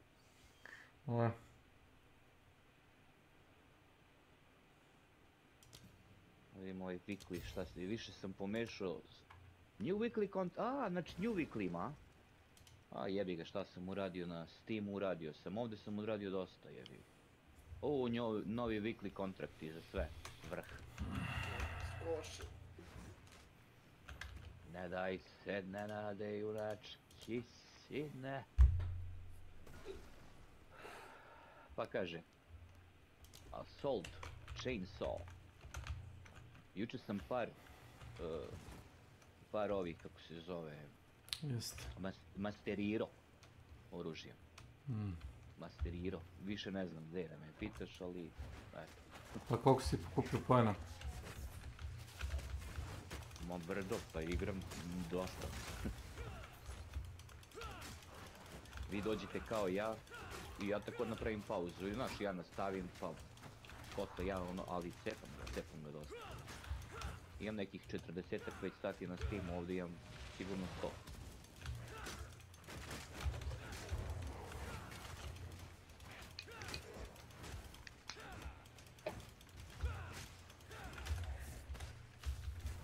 Ovdje sam pokupio nagradu Ilija za special assignment, ali na, nemam pojma, na 2, 3 šta sam igrao.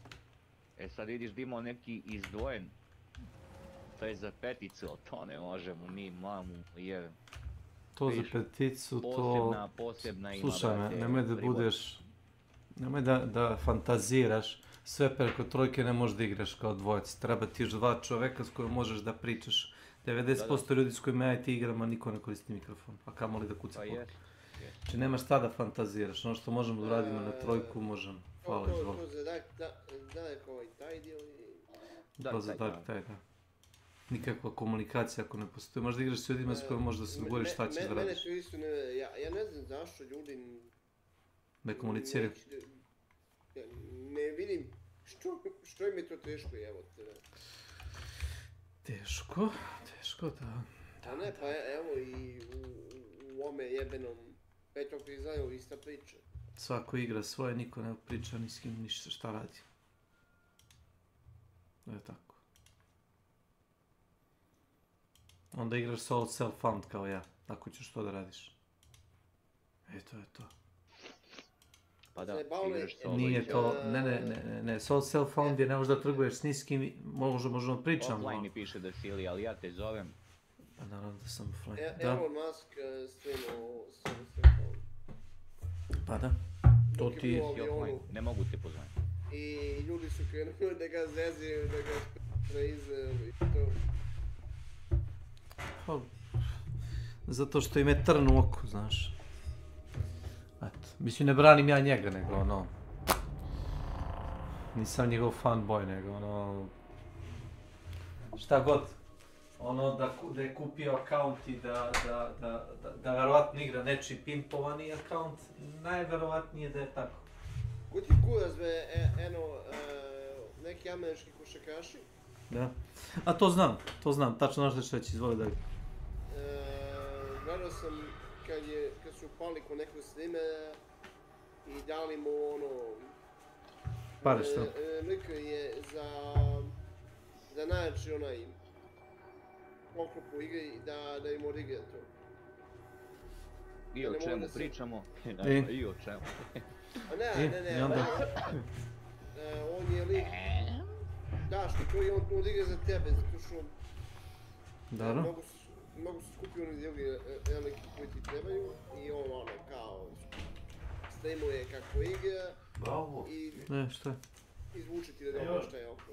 Dobro jutro, možeš slobodno. Ali su vjerojatno sjebali tih, nisu njega i on kao ne može da vjeruje da je došao da je on je ko došao je bjeli ga. Ceo chat navlažio na jebene košarkaše. Dobro, i šta sad? Pa nije kao da su odigrali košarkašku utakmicu na streamu. Na zdravlje. Normalni ljudi ili nenormalni ljudi. Kao kad je neko rekao od ovih kolega na poslu, umro Pele, rekao pa šta ako umro Pele? Umreću ja, pa kao umro Ilija Kosović i šta sad umro Ilija Kosović? Koga boli kurac? Nemoj Ilija to, moj ja ću brate da padnem u depru. Ja prvi ima da padnem.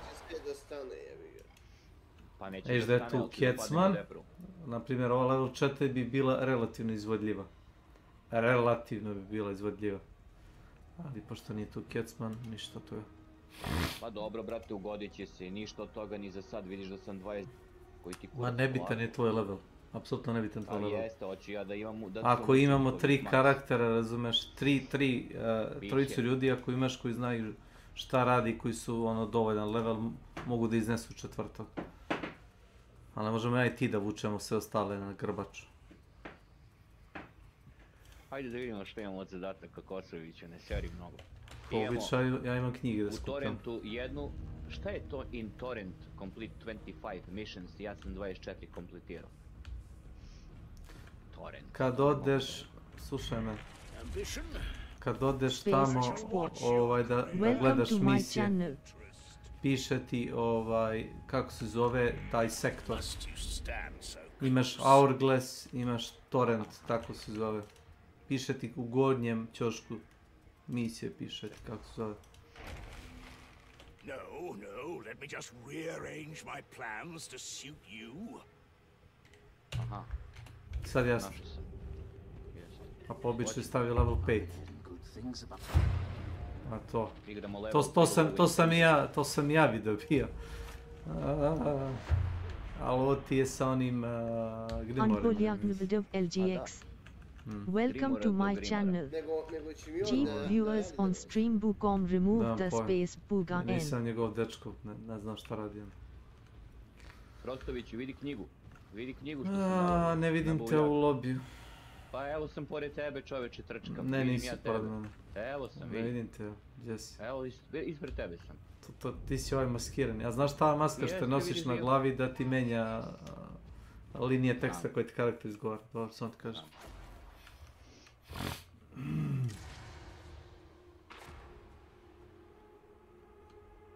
Izgleda da je rano za Evropu, ja i ti smo ranijeci ovdje.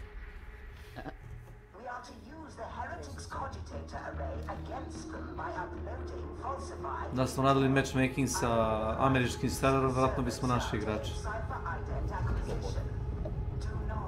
A kad god igram Dark Tide na europskim serverima, imam 50% šanse da imam bar 2 Rusa u lobiju. To da poludiš. Što kažeš ti, Nenade, to si ti rekao dobro. Svi koji su bili na ruskim serverima su transportovani u Evropu. By Steam.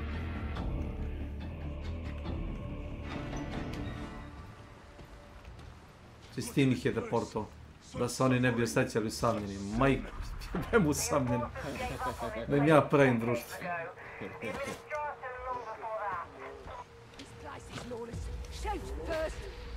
Jel je kuj mene pravio drug?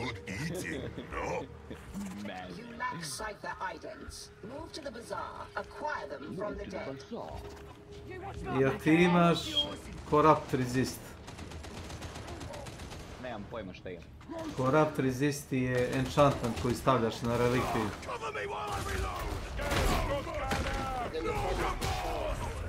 Pa da ti ne puni ono ljubičesto. Da li sam stavio, ne obraćam pažnju dok ne nagrvam lika na 3. Nema to veze s 30. levelom. Ti ćeš naći relikviju pre 30. levela. To pokušavam da objasnim uvek, ali džaba objašnjavam. Reći ti poslije, moj bujel. Ne, znaš zašto te pitam, gledam redovno kad god neko primi corruption damage, svi prime tipa 15-20 pojena, ja ne primim ni 2-3 pojena, zato što ni ne znam da li je teško, ne tebi, generalno igračima teško da pojme koncept da samo nagruvaju corruption resist i to je već dovoljno da ne ginu kao zečevi. Završim misiju sa Psykerom, imam 3 corrupt pojena. Uđe u meč Zilot, recimo kao što igraš ti s njim, ali ti imaš Corruption Cleanse, tako da ne treba ti Corruption Resist neki veliki. Dogod si u toj kockici Helta na kojoj si trenutno, možeš sam sebi da zalečiš taj Corrupt.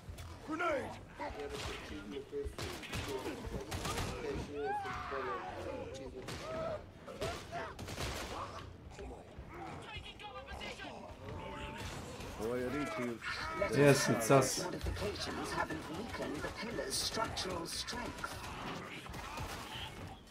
Hello bitches, here comes Zdravko Čović.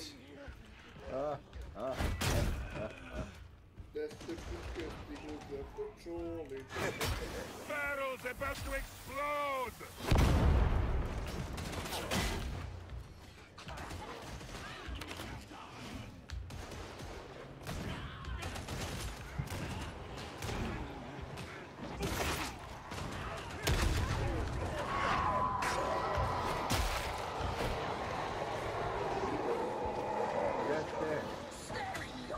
Dropper!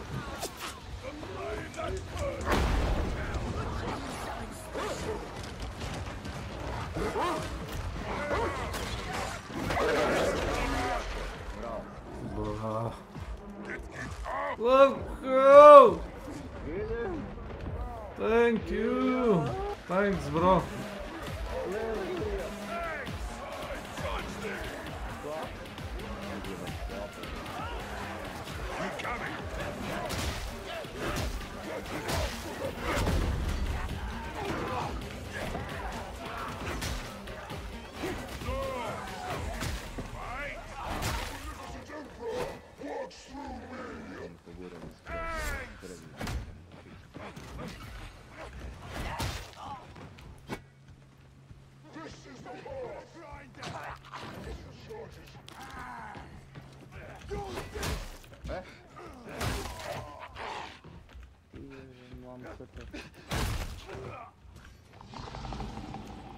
Boss, man!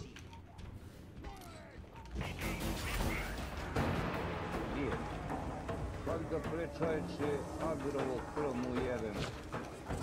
From one vile settlement to another. How nice.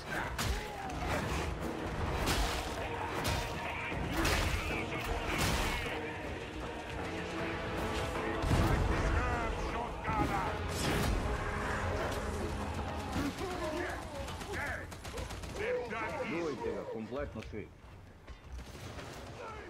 Aj, tamo ćete i da gorite mnogo.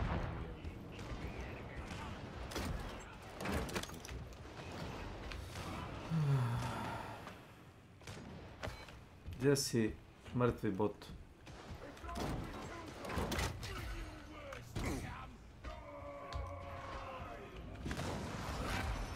Polako sto trčanje.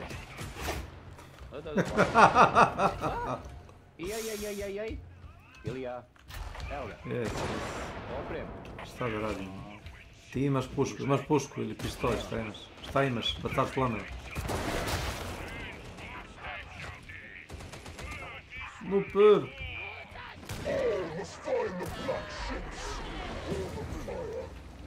Ovo je lud, brate, lik.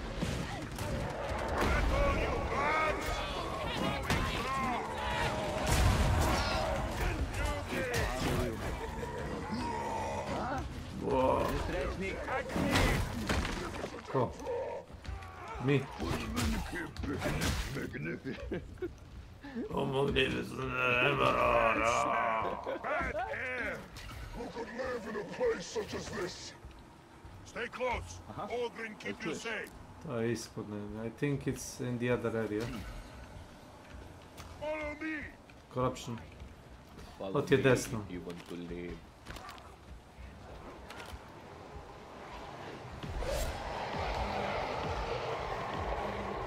Watch the signs.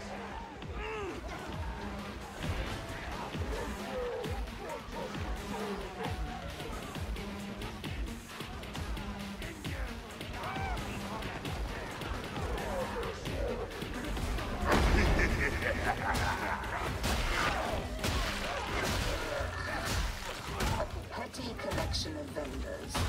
I suspect all the goods were illicit.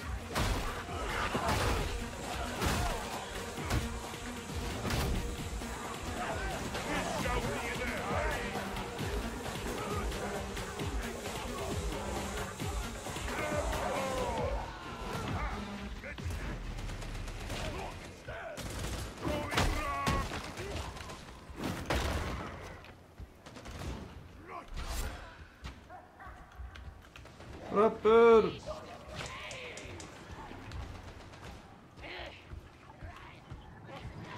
Jel ga čuješ? This rock is a friendly one.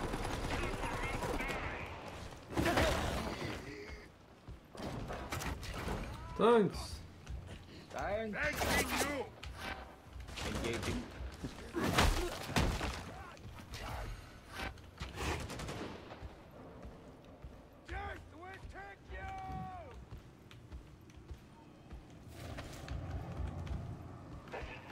Grimoire nearby.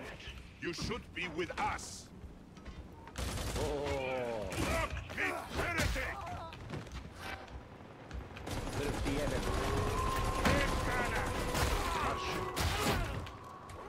Marš. Ne, ne, ne, ne, ne. Ne, ne, ne. Ne, ne. Da. Ne, ne, ne. This Ne, place ne, ne. bad. Right through. Ne. Cannot hear over a big fool. Dobre. A, ovo je pokupio Grimoire, zato smo izgubili malo HP.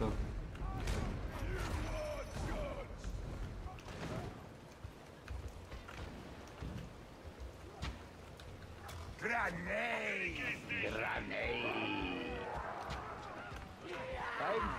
Catch the rain.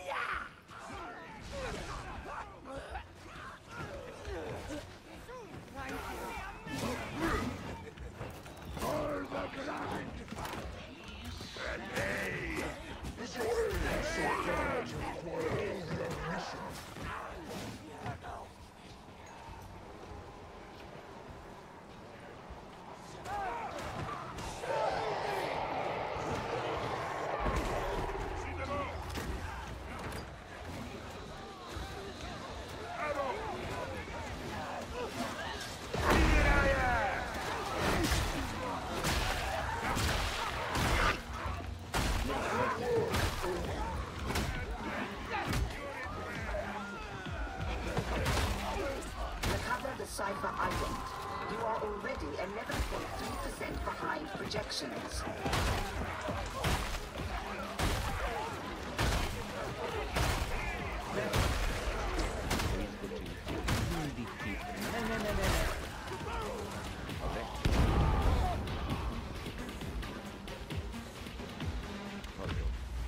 Nice. Thank you. Scanning proxy deployed. All spexes activated. Jer ti si izgubio pola healtha, vidiš? Corruption koliko imaš. Ali to je zbog Grimoire, jer nemaš taj prirodni kao Corruption resist. A mogu ti reći, kad dođemo nazad na ovu, kako zove, Morning Star, Mogu ti reći da kod onoga kovača, ako imaš pristup kovaču, onoj ženskoj, da odeš i uzmeš corruption resist na relicima. Ne znam da li imaš relik i koliko ih imaš. Moram da vidim. Da mu jebem.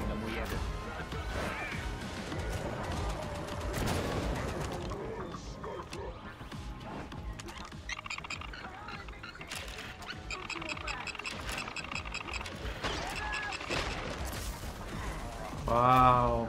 Eat my cock! Thanks. The server skull is waiting for your data upload. Jebote, neće da skenira.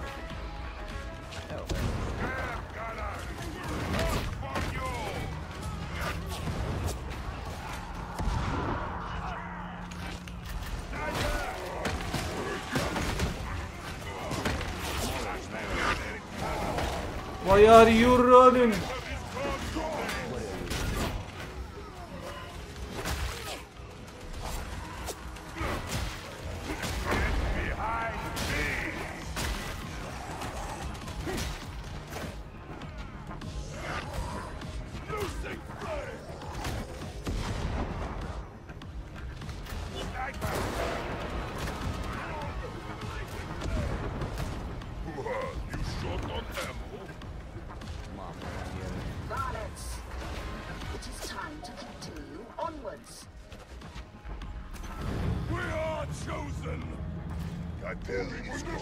Heretics are here. Will it last? They got what they deserved. It's just a shame it took a full-fledged uprising for it to happen. They were lazy. Paid price. Good. For a tumor! What is this situation to the world's amazing corruption? Rennick said it's the result of a real space cascade summoned by an anti-astropathic purge. That make any sense to you? Show me what that is. I'll hit that. The good sound. Behind us.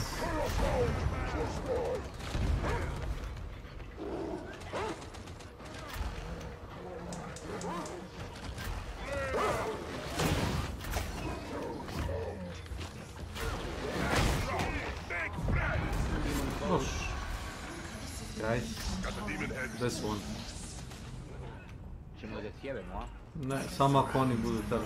Nećemo ja i ti, znači moraju svi da odluče da to će da radi. Ne možemo ja i ti ćemo, a oni su svi predali. Bukvalno moramo svi da budemo pored njega i kako ga bijemo.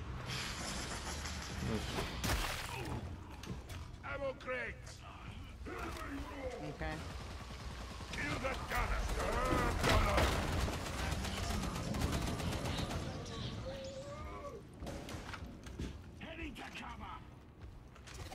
Do not do this alone.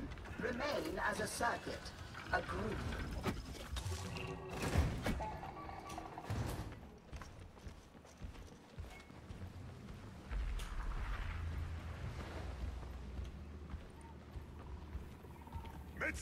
Zahile se, Slavko. Mada ne znam koliko možeš još da napuniš health. I to će ti corruption pojesti opet. Da, kad izađemo napolje, reći ti šta staviš na relikviju. Da te taj corruption ne bi toliko jeo. Meni je skroz nebitno, meni nosimo 2 knjige i izgubio sam možda 23 HP-a od 300. Skroz nebitno. Ajmo gledati.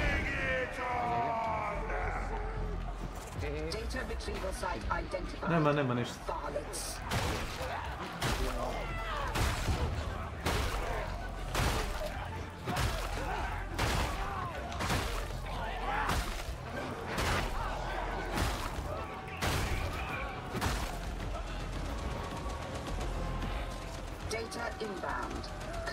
Tamo si sam, odi. Nemoj tamo, izađi napolje na stepenište glavno. Uvuko si u tu sobu, nema šanse da izađeš. Kad si na ovoj mapi samo ideš ovim hodnikom. Ništa drugo. To se aktivira, onda se ne izjebe posto. Nadam se da jeste. Jeste uvijek. I ja gledam da nas posle nas ne zadugaju, razumiješ. A uglavnom tako bude. A pukne kad... Eto u mase neprijatelja. You have somehow succeeded in resolving the issue.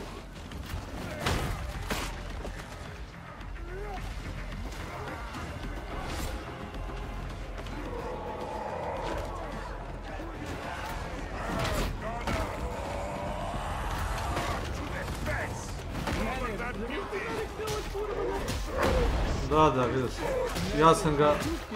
Ja sam ga dodžao bio, zabao. Baš se bio negdje, ide u čošku.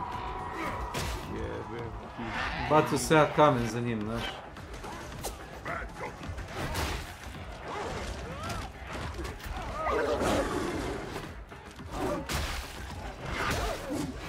Stop running.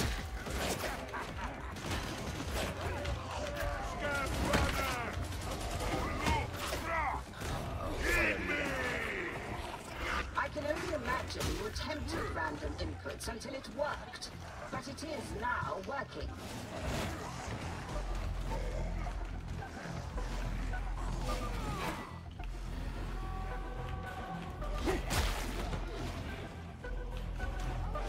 Mislim da imamo još jedan onaj repair.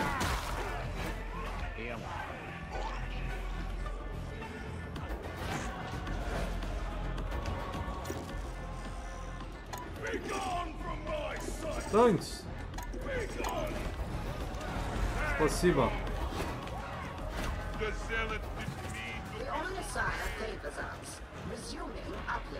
Sad idemo na sredinu. Sprat niže, ako dobro sećam. Znaš.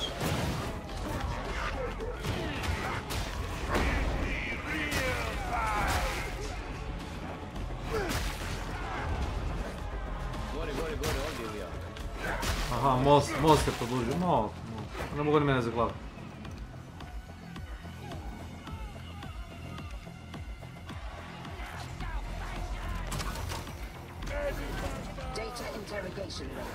Nemoj da stojiš na mostu kod taj lik, ima da odletiš dole u provalu. Mislim, da nisam gledao da se to desi, ne bi ti ni rekao. Gledao sam kad su dvojicu odletove provali, ti i ne znam ko još bio.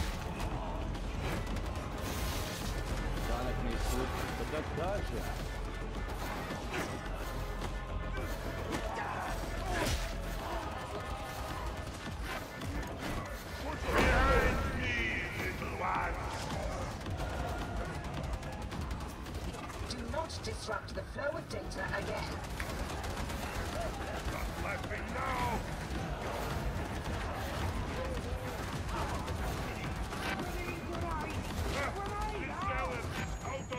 Oh, you son of a bitch.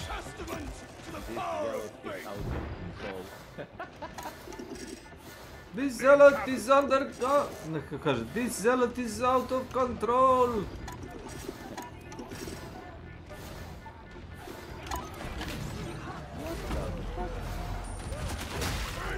Grenade! Data flow resumed. No interruptions. On Messiah be praised. Grenade! Almost met. Ne znam gdje je. Znaš kako, ono obično stoji negdje iznad glave i pikira ti bombu iz nekog ugla koju ni ne vidiš. Isto kao snajper jeben, evo ga. Znači stoji negdje iznad nas. A Ketman je gledao da su nam bacili jednom bombu. Evo ga odavde, evo ga mam. Iz sobe ti baci. Dolazi.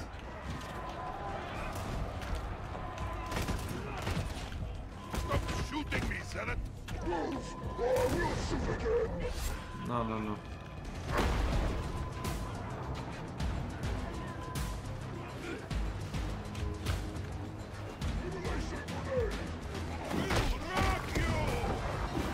We will rock you.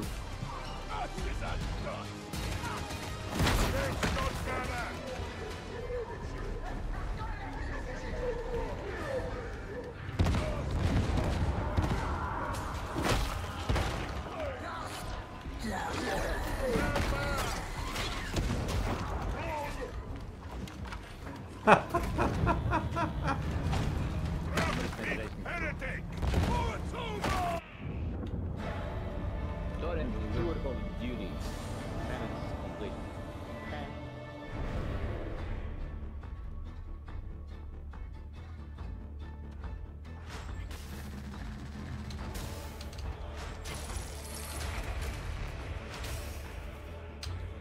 Taktičko sekirtiš. Kad odeš, jesi bio kod ženske da probaš da unaprediš oružje ili tako nešto?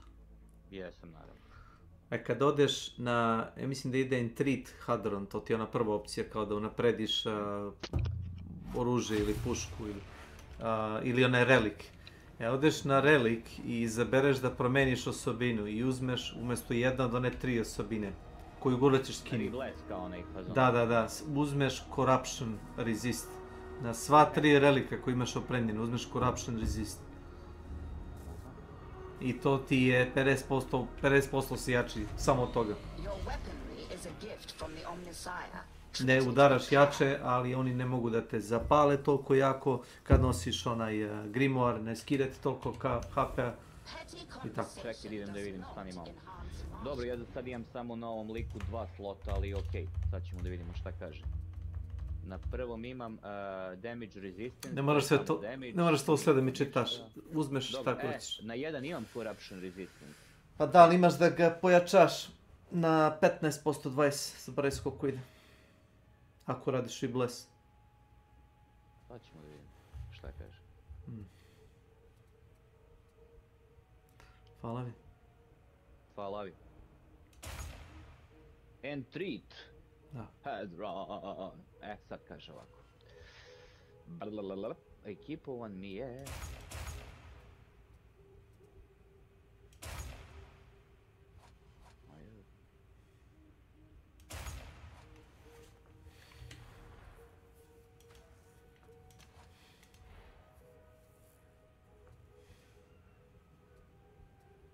Sad novi što sam enchantovo, da kažem, i napravio ga na Transcendent, dobio sam nov blessing i sad imam plus 5 corruption koji sam imao resistance grimore i taj što sam dobio je plus 6% corruption resistant generalno.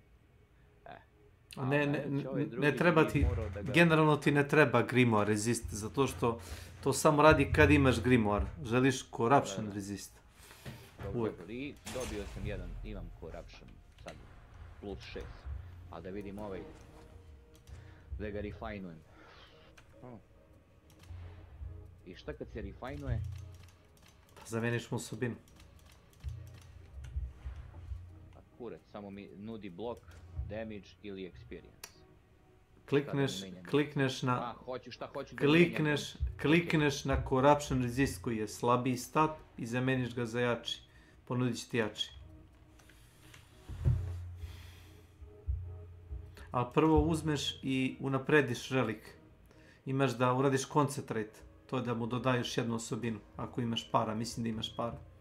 Uradiš koncentraciju kao da mu pojačaš rarity. Ako je zeleni ili plavi, da ga pojačaš u ljubičasti i iz ljubičastog u zlatni.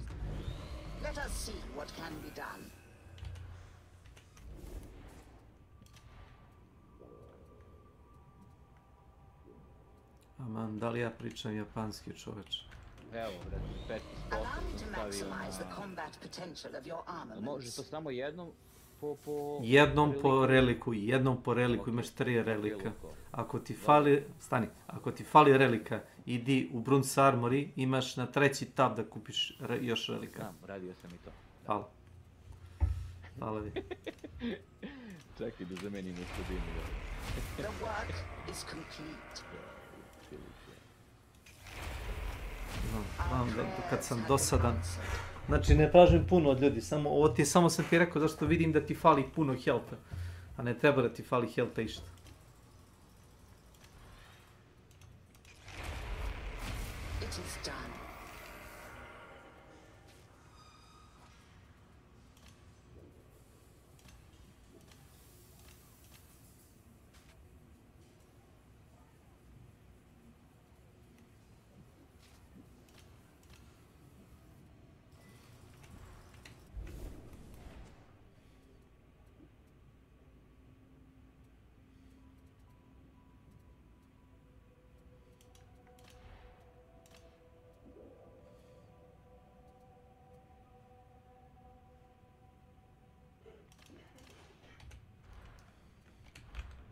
A gde je sad mamu mu jebem? Treći tab.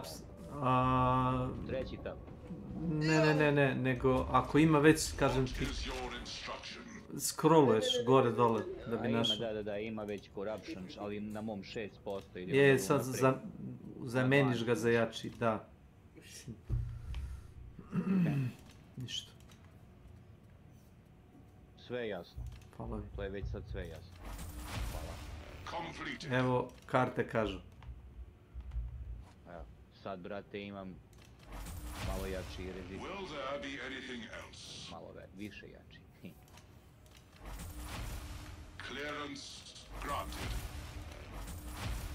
Mogu bi tim da se pozabavim, ali kažem ti, dobro, ne moram da čekam. Piram ja tebe opet, ne moraš da čekaš level 150, možeš odmah.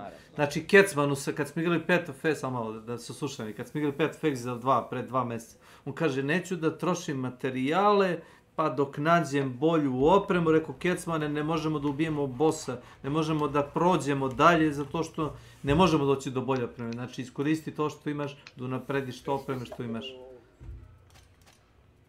To sam ubio. Poštajno. I onda sam ga jedva ubedio da potroši 2 Exalt Orba da napredi opremu što ima da bi smo mogli da ubijemo jebenog bossa, da bi imamo više DPS. Jedva sam uspio da ga ubedim. Ko da mu zdrav zub čupam. Hoću samo da žrtvujem oružje. Kupio sam bio oružje u armor i žrtvujem ga za rad XP. A šta je Ilija Special Conditions mission?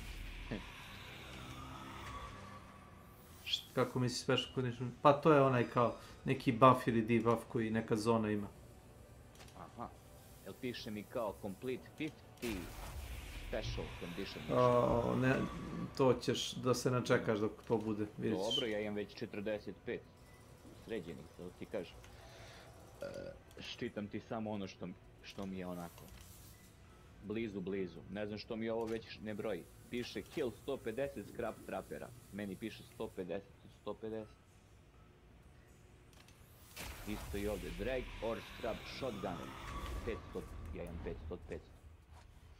Ne znam što nije čekirano da je gotovo. To mi malo nije jasno što se tako neki put zabode. Ili moram s drugim karakterom to da uradim, nemam pojma. Ako se zaboti zvratak, ja ga zamenim za neki normalan.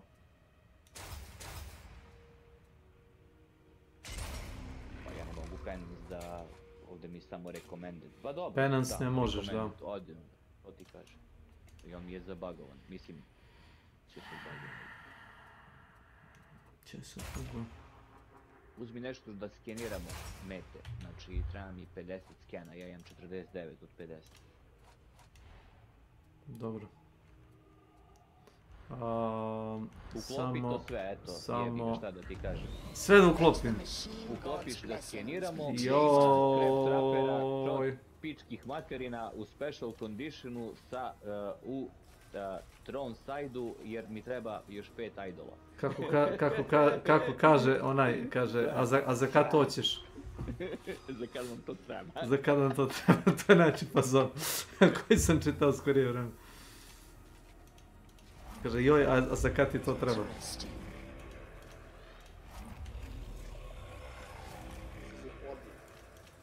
Ne, to je ono, fazon sa tih društvenih mreža. Kako mi je dobro, da mi je ovako zabavno, brati, Killing Floor, a da će Bog. Sve igre su mi zabavne, brati. To... Nadaj se. Vermintide. Koji te prate na Facebooku. Aha. Pa budale. Svako popularan ček. Neko je IT. Ja kad sam vidio ono, ja nisam Da ima, šta si rekao da radimo skeniranje, šta? Što ovaj čovjek ima ovoliko pratioca. I da knjige skupimo. Brate, drko sam se sa nekim videima pre 2-3 godine. Skivo sam neke reelove, žešće i ljudi me dosta pratili, znaš, delili moje objave, ta sranja. Sad nisam toliko aktivan, znaš, pravi sam moje zajebancije, mimove, pičke materine i to se ljudima svidjelo i to je. Imaš investigation, to možeš sam da izabereš, jer ne vidim te kao matchmaker. Skroz desno imaš investigation, low intensity engagement, recover scripture. Nije nego ne vidi server, jebeni server, da, skroz desno. Hourglass mapa. Investigation, Da, low intensity. Taj. Dobro, ako ti misli da ga ja zajebam, piše mu da je u operative selection. To je naš komesar. Hvala vi. Jeste, ima malo... Matchmaking ima problem. Žešće. Jeste. Čak da ti kažem, i jučer sam poludeo, brate, par puta mi zabagovalo, izbacivalo me iz igre, izbacuje mi iz sesije. Jebo im serverima, to Helldivesima, nema ne. Ja, ali ne znam, Nema da to je u se svim desi. njihovim igrama, tako, ja ne znam zbog čega. Pa ne znam. Mislim, jeste meni, oni su svakako, mi je cool, sve je to super, ali jebem mater. Imperator nije ponosan. Da, Imperator u lice mrko. Dok vas posmatra. Par sekundi samo da ugasim pljugicu i... Kako hoćete, dok ti ne staviš start, možda neko uđi.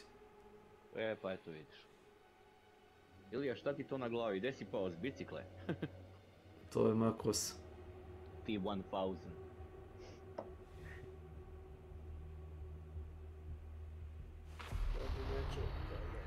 Ja, moja kosa! The heretics have an excise vault full of experimental contagion of insecta periferis. You will need a cipher agent to access the vault. Wheedle that out of a nearby servitor colony. Use the pneumatic conveyor to get the samples out. You are not bringing them aboard my Valkyrie. Pazi Iliji što je iskočila vena ludara na čelo. Ne, bit će krvi.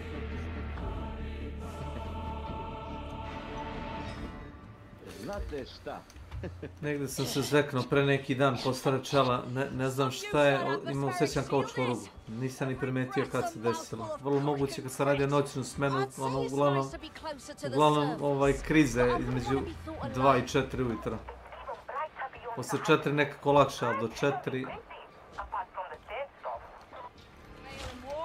Vjerojatno sam negdje klepio glavom u neki stup, nisam ni primetio. To meni je bio najjače. Samo primetno bio nekog, a ne pojma. You hit like a child!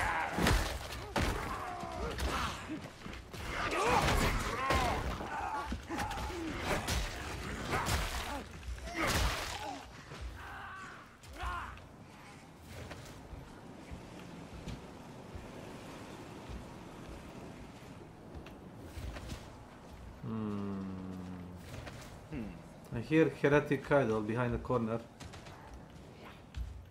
I hear voices in my head. Voices, the voices.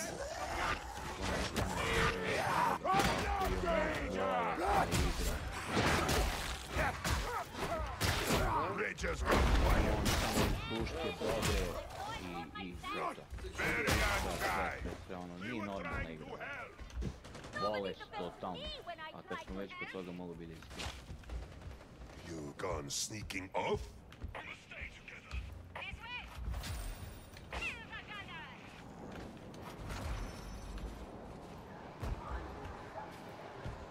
Palavi.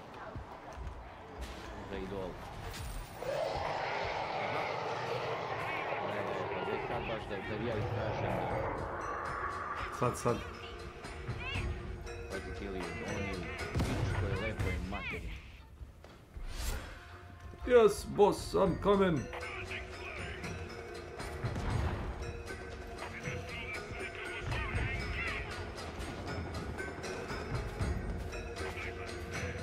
Jure Ilija kao ludi, brate.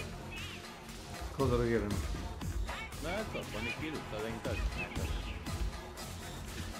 Tu sam. A vidiš kad si pored ovoga, za ovaj šelma, ima je ljubičasti bar preko pola healtha. Sad kad si ti pored njega, ti si mu skina to na 0. Da. To ti nije build, to ti je moranje ako igraš sa ziletom. Uopšte nije opcija da to ne uzmeš. Zato što je previše dobar taj corruption resist da ga ne bi uzeo. Znači nema ono kao probaći drugi build. Nije da ja kažem kako se igra, već kažem jednostavno ima takvih skillova ovdje u tom Dark Tide-u da to ne uzmeš, ne igraš uopšte s tom klasom. Ona je nesretnik kako se zove kako se zove Guardsman, onaj vojnik. On ima da baci dimnu bombu, da zadimi čitavu prostoriju i svi neprijatelji koji pucaju na tebe bukvalno izgube kao accuracy, u suštini više te promašaju nego što pogađaju. Ali Kecman uvek gunđa da mu ubijem FPS kad bacim dim. Pa dobro, jebi ga. Ali bomba koju ti... Ali ne radi. Konzoli cool, ali verovatno je opterećenje. Jest. Jer im tu su efekti to šljašti, puca, sine sve. Naravno, deko sam ja to isključio. Ajde mi nađi Magic Station koji je tu negdje mnogo blizu. Za tebe. Ti spun health.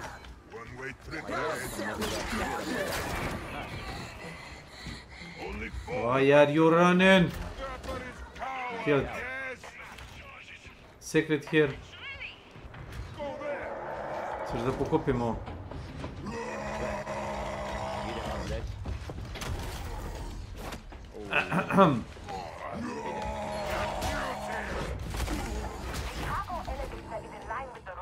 O, pa ti si gore, mi smo...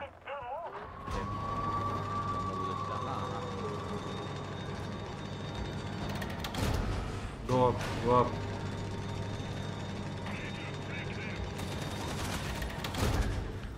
Je li ko gore? Ja ne. Penji se gore. To dan, dođi vam. This way. Ček da vidim gdje si je. Ti si gore. Jebi ga ili ja, kako da si popne? Imaš gore lift, iznad glave.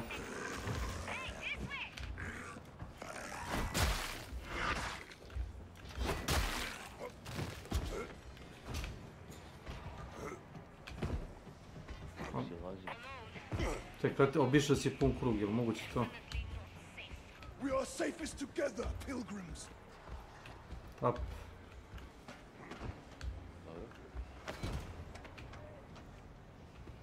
Gdje odiš, čovječ? Gore! Moguće da nisi domrden. Ma nisam.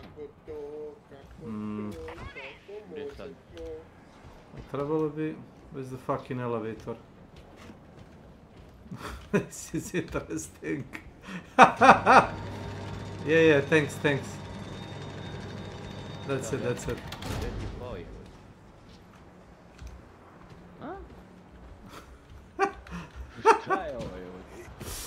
A?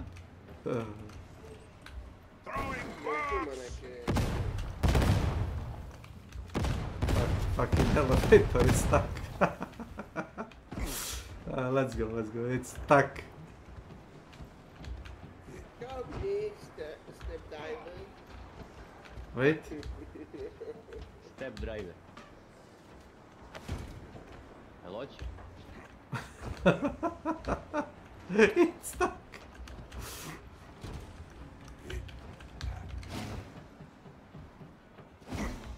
No, let's go. You're stuck. Motherfucker, you're stuck. Izašao čak iz igre, ne može da izađe online. Mora da izađe, znaš. Zaglavio se u liftu. Koji bug. Oj.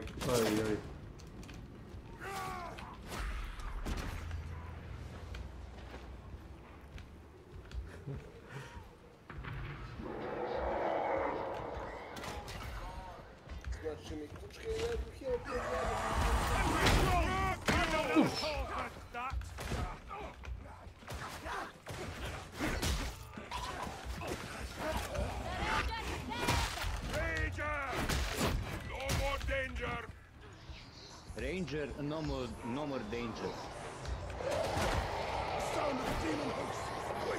Polako stop pucanje, slabo. Stop shooting!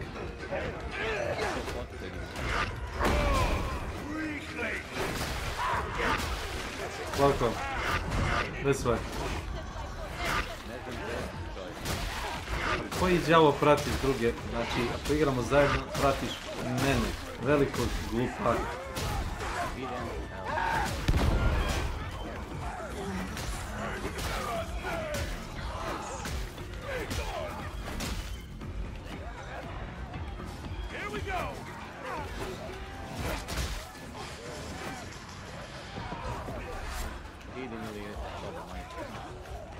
Ja čekam da se tala završi. Demon Host to the left. Evo ga, tu je. Ne moraš da ga udaraš. Ko ga udari? Meni bot. Ti, brani se, drži blok, samo blok drži. I onaj parry.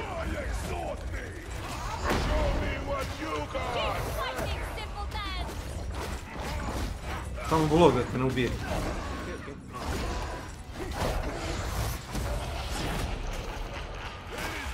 I to je to. Čak ti nije skinuo ni puno healtha zato što imaš taj corruption resist. Inače bi te polupao da nisi to imao. Ja ti kažem, svaki njegov udarac skida ti bar 10 corruptiona. Oko 10. Ali ako imaš corruption resist negiraš većinu toga.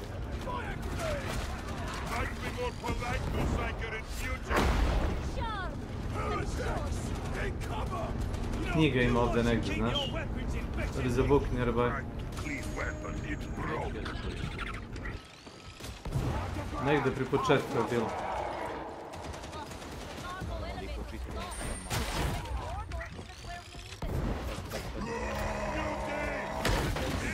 Ko?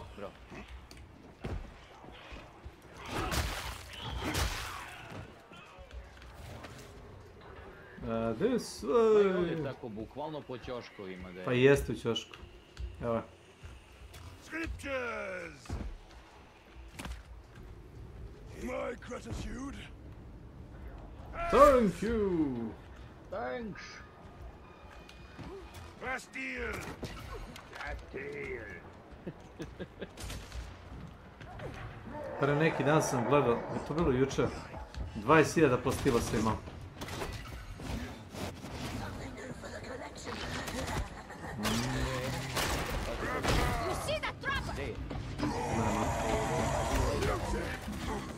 Killing it is kindness, real. Follow me.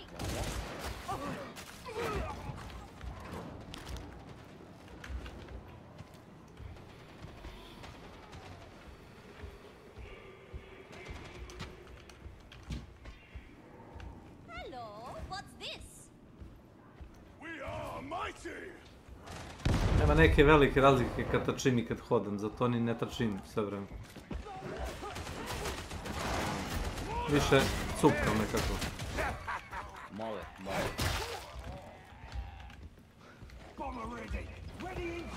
We go down, we stay there.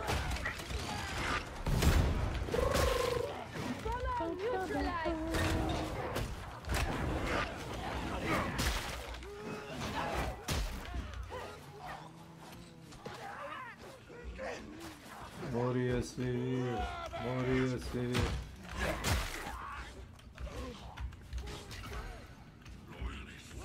Ko zna, dakle je to svaka čast. Looks broken. Hive quick damage, no? Its med station is off your trip. Jebemo ti tanka na što Ko je ja? Ammo! Servants are sleepy. Maybe dead. This place has been infested. Get the cypher items before the lock picks up. It's blasting time!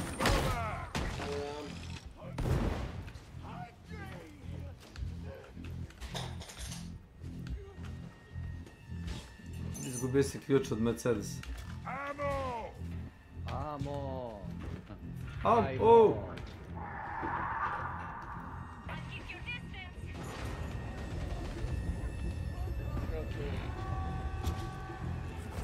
This is Hadron.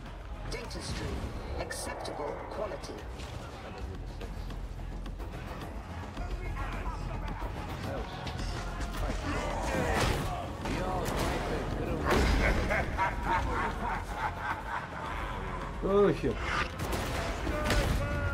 Koji snajper, nema. Kamen u glavu.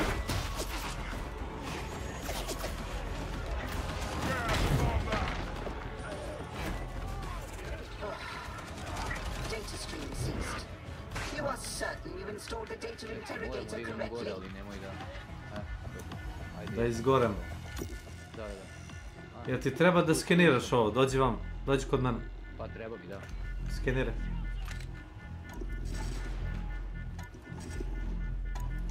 Nije fora samo da uradiš misiju, tada skeniraš, ne znam, 50 puta. Pa da.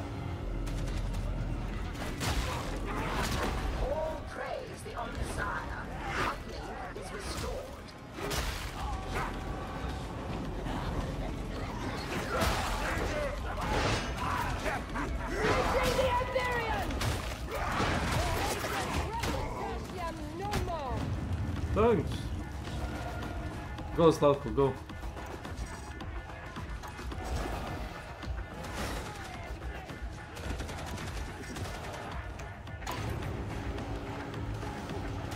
Thanks. Thanking you. Resuming uplink.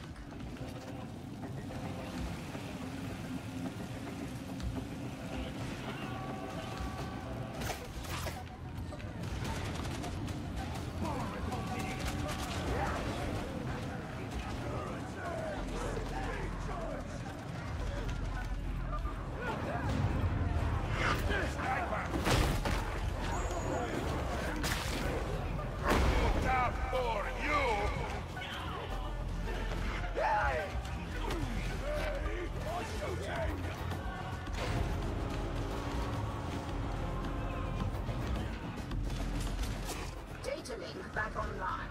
You are not a complete failure. Well done, I suppose.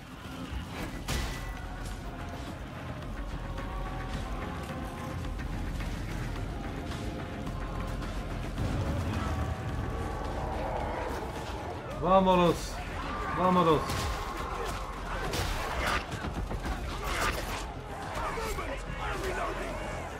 Fix the data interrogator.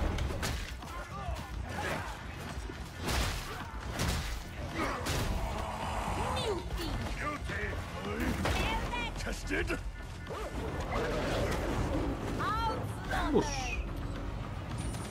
Interrogation approaching completion.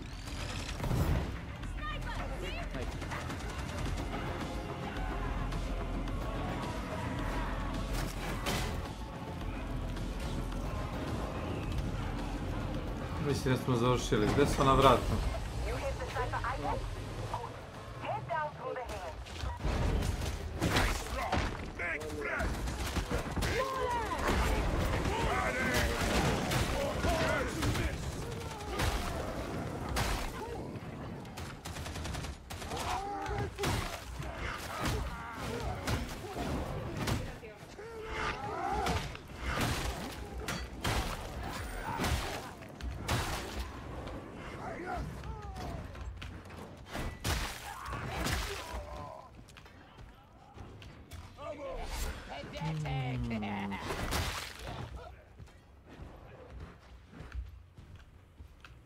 Fear not! The beneficent Emperor has ordained the hour of your death! La la la la la! Not listening! Thanks! For Atoma! This was once a trading zone, alive with the buzz of merchant craft. All gone now. I have seen similar on other worlds. So many vessels you can scarcely see the span. We should hope those days come again. For Atoma! Medicate station! Gotta kill! This rock is ready!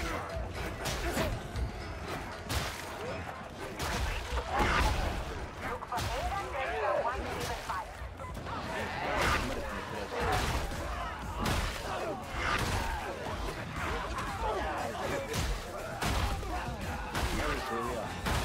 A? No ne mogu da me okruže. Ne mogu toliko da bace ljudi na mene. Medicate station! Medicate station. Follow me! Medicate station!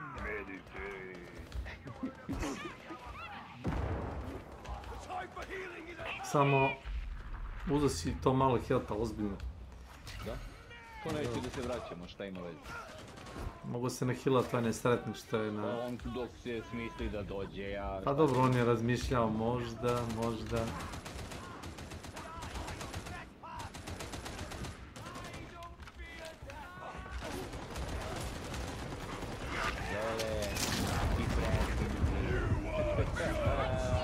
Thanks!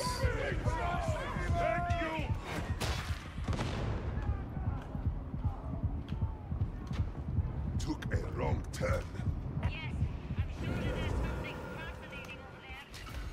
Yeah, there is. Blast here! Heretic! Ilija. Jeste. Evo ga, tu je. Ovdje, kod ovog sranja, sad nemam ga s ove strane, ali sad ću da ga učim. Daj ne jebi. Šta je to, knjige?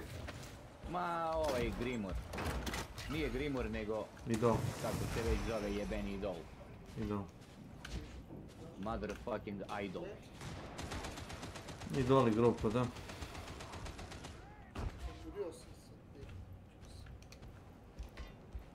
Give thanks to the beneficent Emperor! Gde si, mame, ti ga nabi? Gde si? Gde si? Scripture! Gde je? Close! Evo je. Ammo! Daj! Forsaker! Crunch them all! Old flavor! Thanks! Thanking you!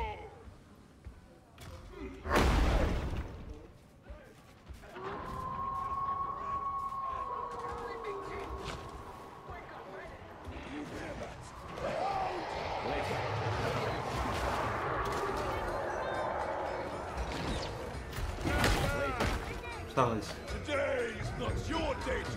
Ništa, ja ne čujem. To učinilo ti se nešto.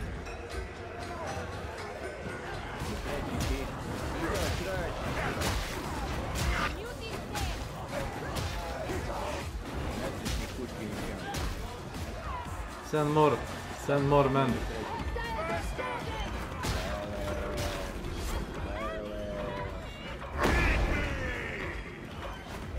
Engaging war protocols! Your suffering is but a pale reflection of the Empress. Helping me?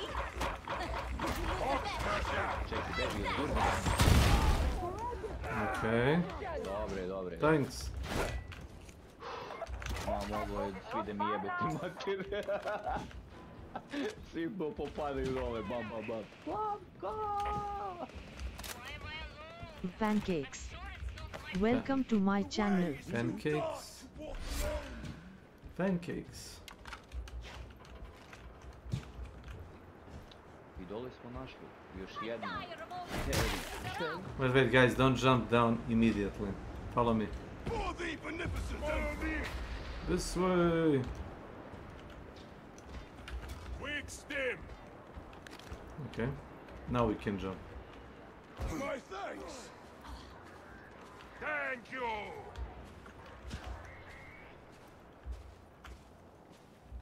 Exile bolt is up ahead. Find a way inside.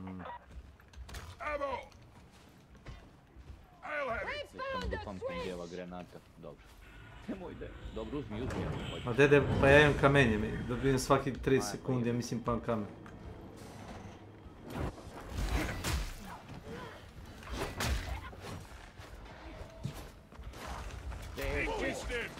Leđa.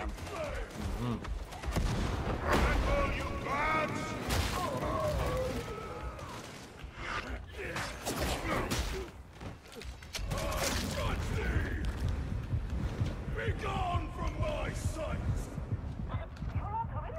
Morat će da se čekate.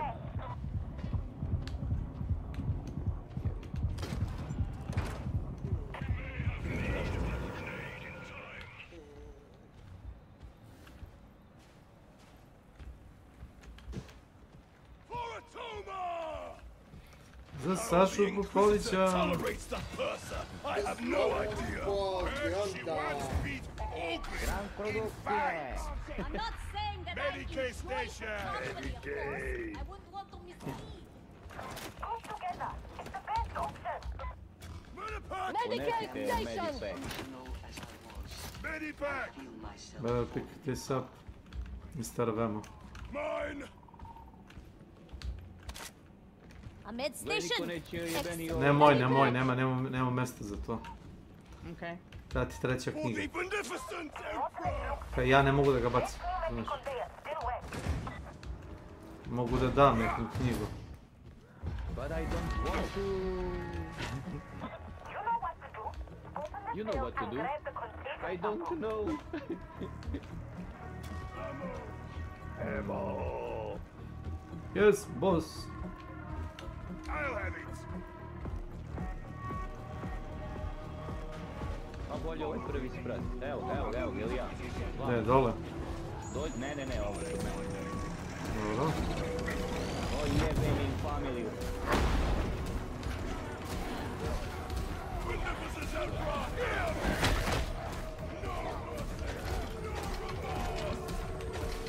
No mercy. Where do you want this? When you let the conveyors waste in, so am I. Ideli to. Yeah, let me carry that. Let me carry it. Let me do it.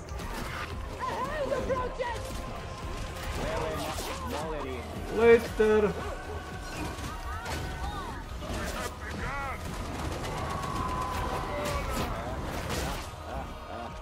Stigao sam da odnesem dole i da se vratim.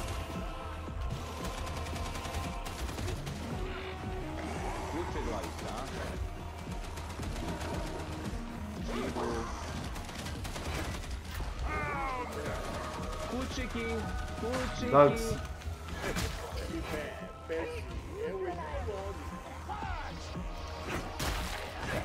Here.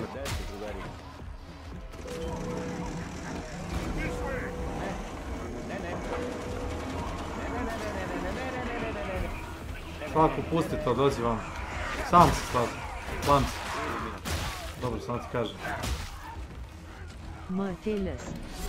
Welcome to my channel. Spavati Ili. Whitney Nanjega. Katne Sluze.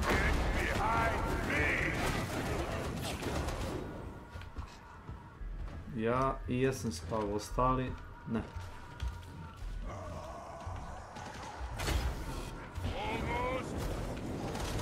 Almost done. To je dole. Direktno ispod.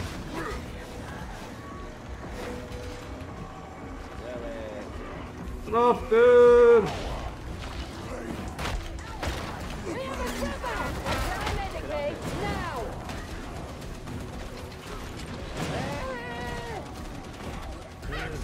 Got it.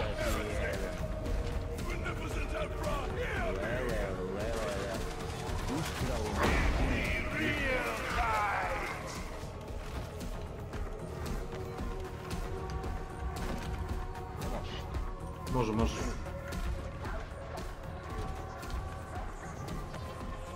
Možda može. Sjeda. Not just a fanatic, also a maniac.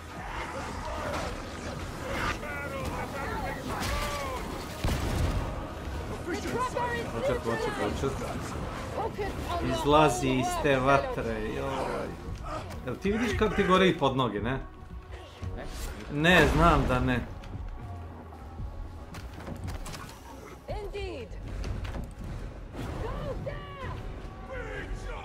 Svi su se pomerili, Slavko stoji udari. Nije ti bilo čudno da nema nikog pored tebe. Ej, to znam.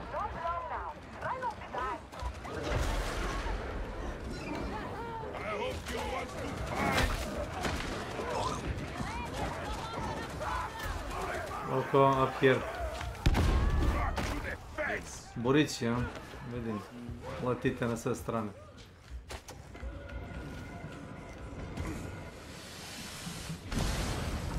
What are you?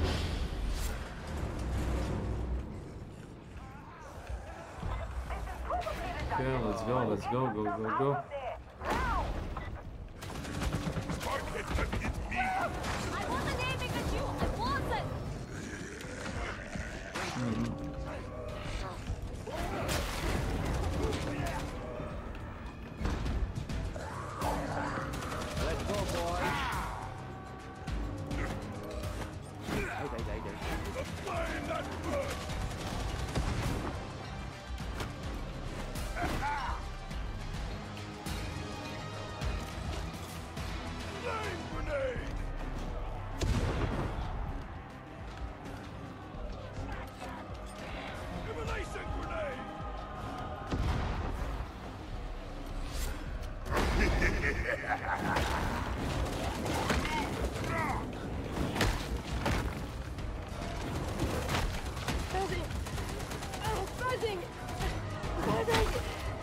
Đavo će ga znati da je druga knjiga bila.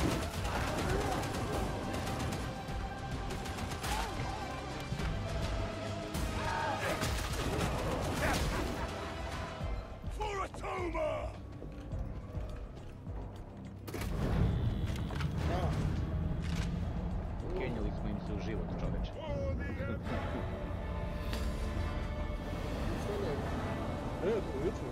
Kad smo ne dobro jutro?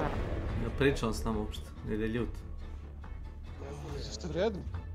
Ubedio sam ga da kupi Corruption Resist na relicima, čisto da mu ne gori health svaki put kad ga okrzne zombi glupi. Meni se čini da je jako dobro. Pa ako je uvek YouTube, ja ne znam zašto da dođe ovdje i to sve ponavlja. Da. Meni se kasno čini se ti jako dobro. Na Iliju? Na koga? On je jedini čovjek s kojim pričam na ovom kanalu. A sa mnom ne pričaš, a? Tako? A s tobom čovjek ne vede priča. Pa ti ne nisi čovjek. Tako. Tako. Tako će da upamtimo. Tako. Nešto uču bi ja s tobom, ali pre nikad nema. Ti nisi tu. Kako ja da znam da je on tu ako nije tu? To. Aslav. Ja sam uvijek tu, ja sam tu uvijek iza vas. To znam. Ti još 5 za 2, jel tako? Da. Brate, jel dobijaš kikove iz igre? Da. Jebote, jučer sam isto kao htio da ga igram, brate, uđem i ono, nisam igrao 5 minuta, brate, izbacim iz igre i onda ne mogu da uđem ili ima Q. Jer ti radiš danas, Slavko? Radim. Dobro. Znao sam da će to da kaže, Drago mi da si znao. Če pitamo koliko mi vremena bude izgledalo. Pitam koliko ima čovjek vremena. Opet neki izgovori. Ja izgovor, ne, pitam Ne, on. Samo dođe tu i s nekim izgovorima. M radi, M nema vremena. Znate, Slavko, mnogo se te zajebavaš. Stvarno je. Ja mislim da Slavko vas ne voli. Da. Mi smo ovdje zbog ljubavi, zbog koristi. Kako da ih ne voliš? Kakav je to način? Nismo mi Milan Belada da smo geji. Kako smiješ da ne voliš Kesmana Iliju? Jeli be? Ne treba, hvala. Čuješ što ja tebe pitam? Ne treba, hvala. Da, hvala.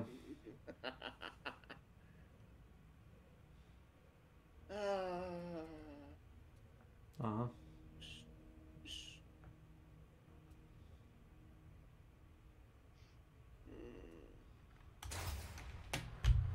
Opet mi treba 3 poena.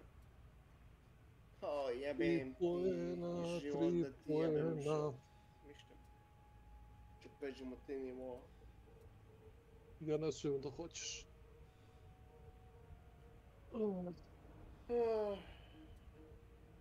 Napravio sam neki ludački build.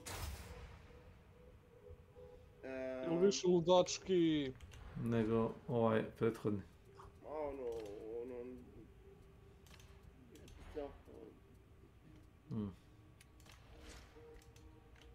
Is that so?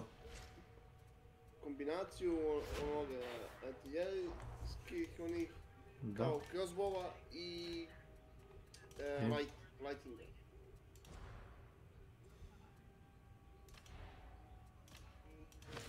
Jest.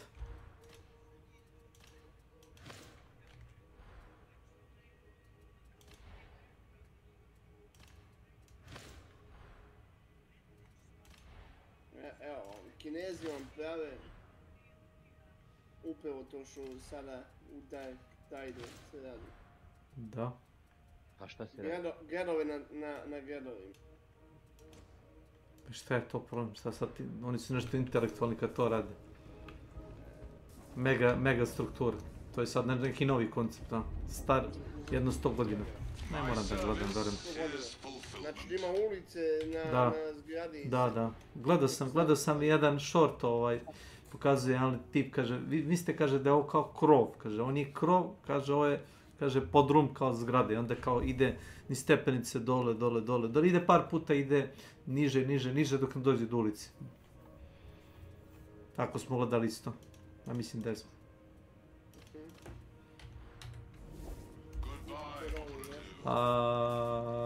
Nađi nešto za knjige ako hoćeš ili tako što hoće. Znam da je to dosadno Kecmanu, ali... Ili ja bi da čitam Mein Kampf, a? Jeste, ja bi da čitam Mein Kampf, da. Naćemo. Postao sam bibliotekar, šta ću?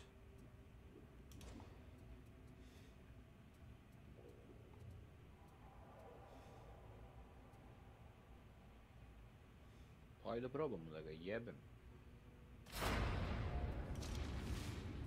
Ovo je Hourglass, ovo ti je Grimoire. Toga imaš samo 2. Jel ti treba Hourglass map, šta?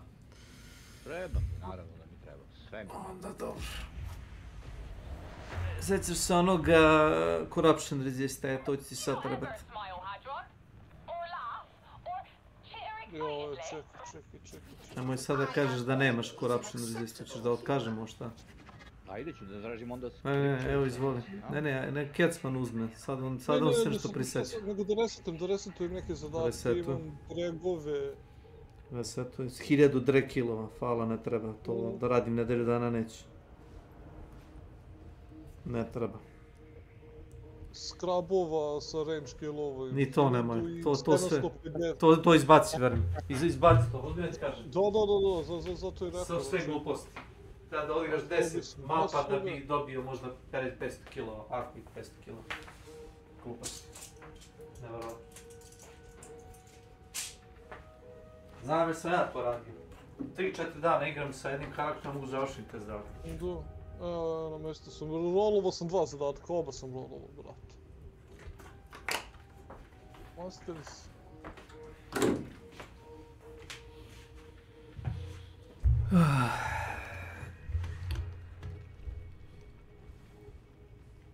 Spreman kad i vi ljudi. Ajde. Može. Mora Slavko, zato što i ti ne može. Zato što smo nesrećnici. Jas, to što igramo s tobom. Zato i kažem, nesrećnici. Tako da meni...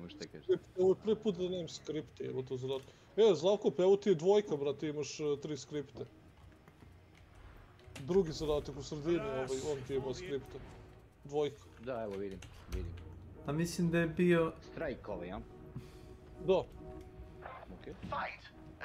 Trebaju skripte i to? Da, treba, hvala. Eto ti. And should that be so, make a death worthy of remembrance. Kada juriš to skriptovo, brate, nemoj da gledaš da li je 2, 3, samo gledaj gdje ti I Keca sam ja igrao. Prođeš samo kroz mapu. Bukvalno, brže završiš. Lepo je misliti ono kao želim da igram, ne znam, 3 i ta sranja, ali brate, nekada nemaš taj luksus.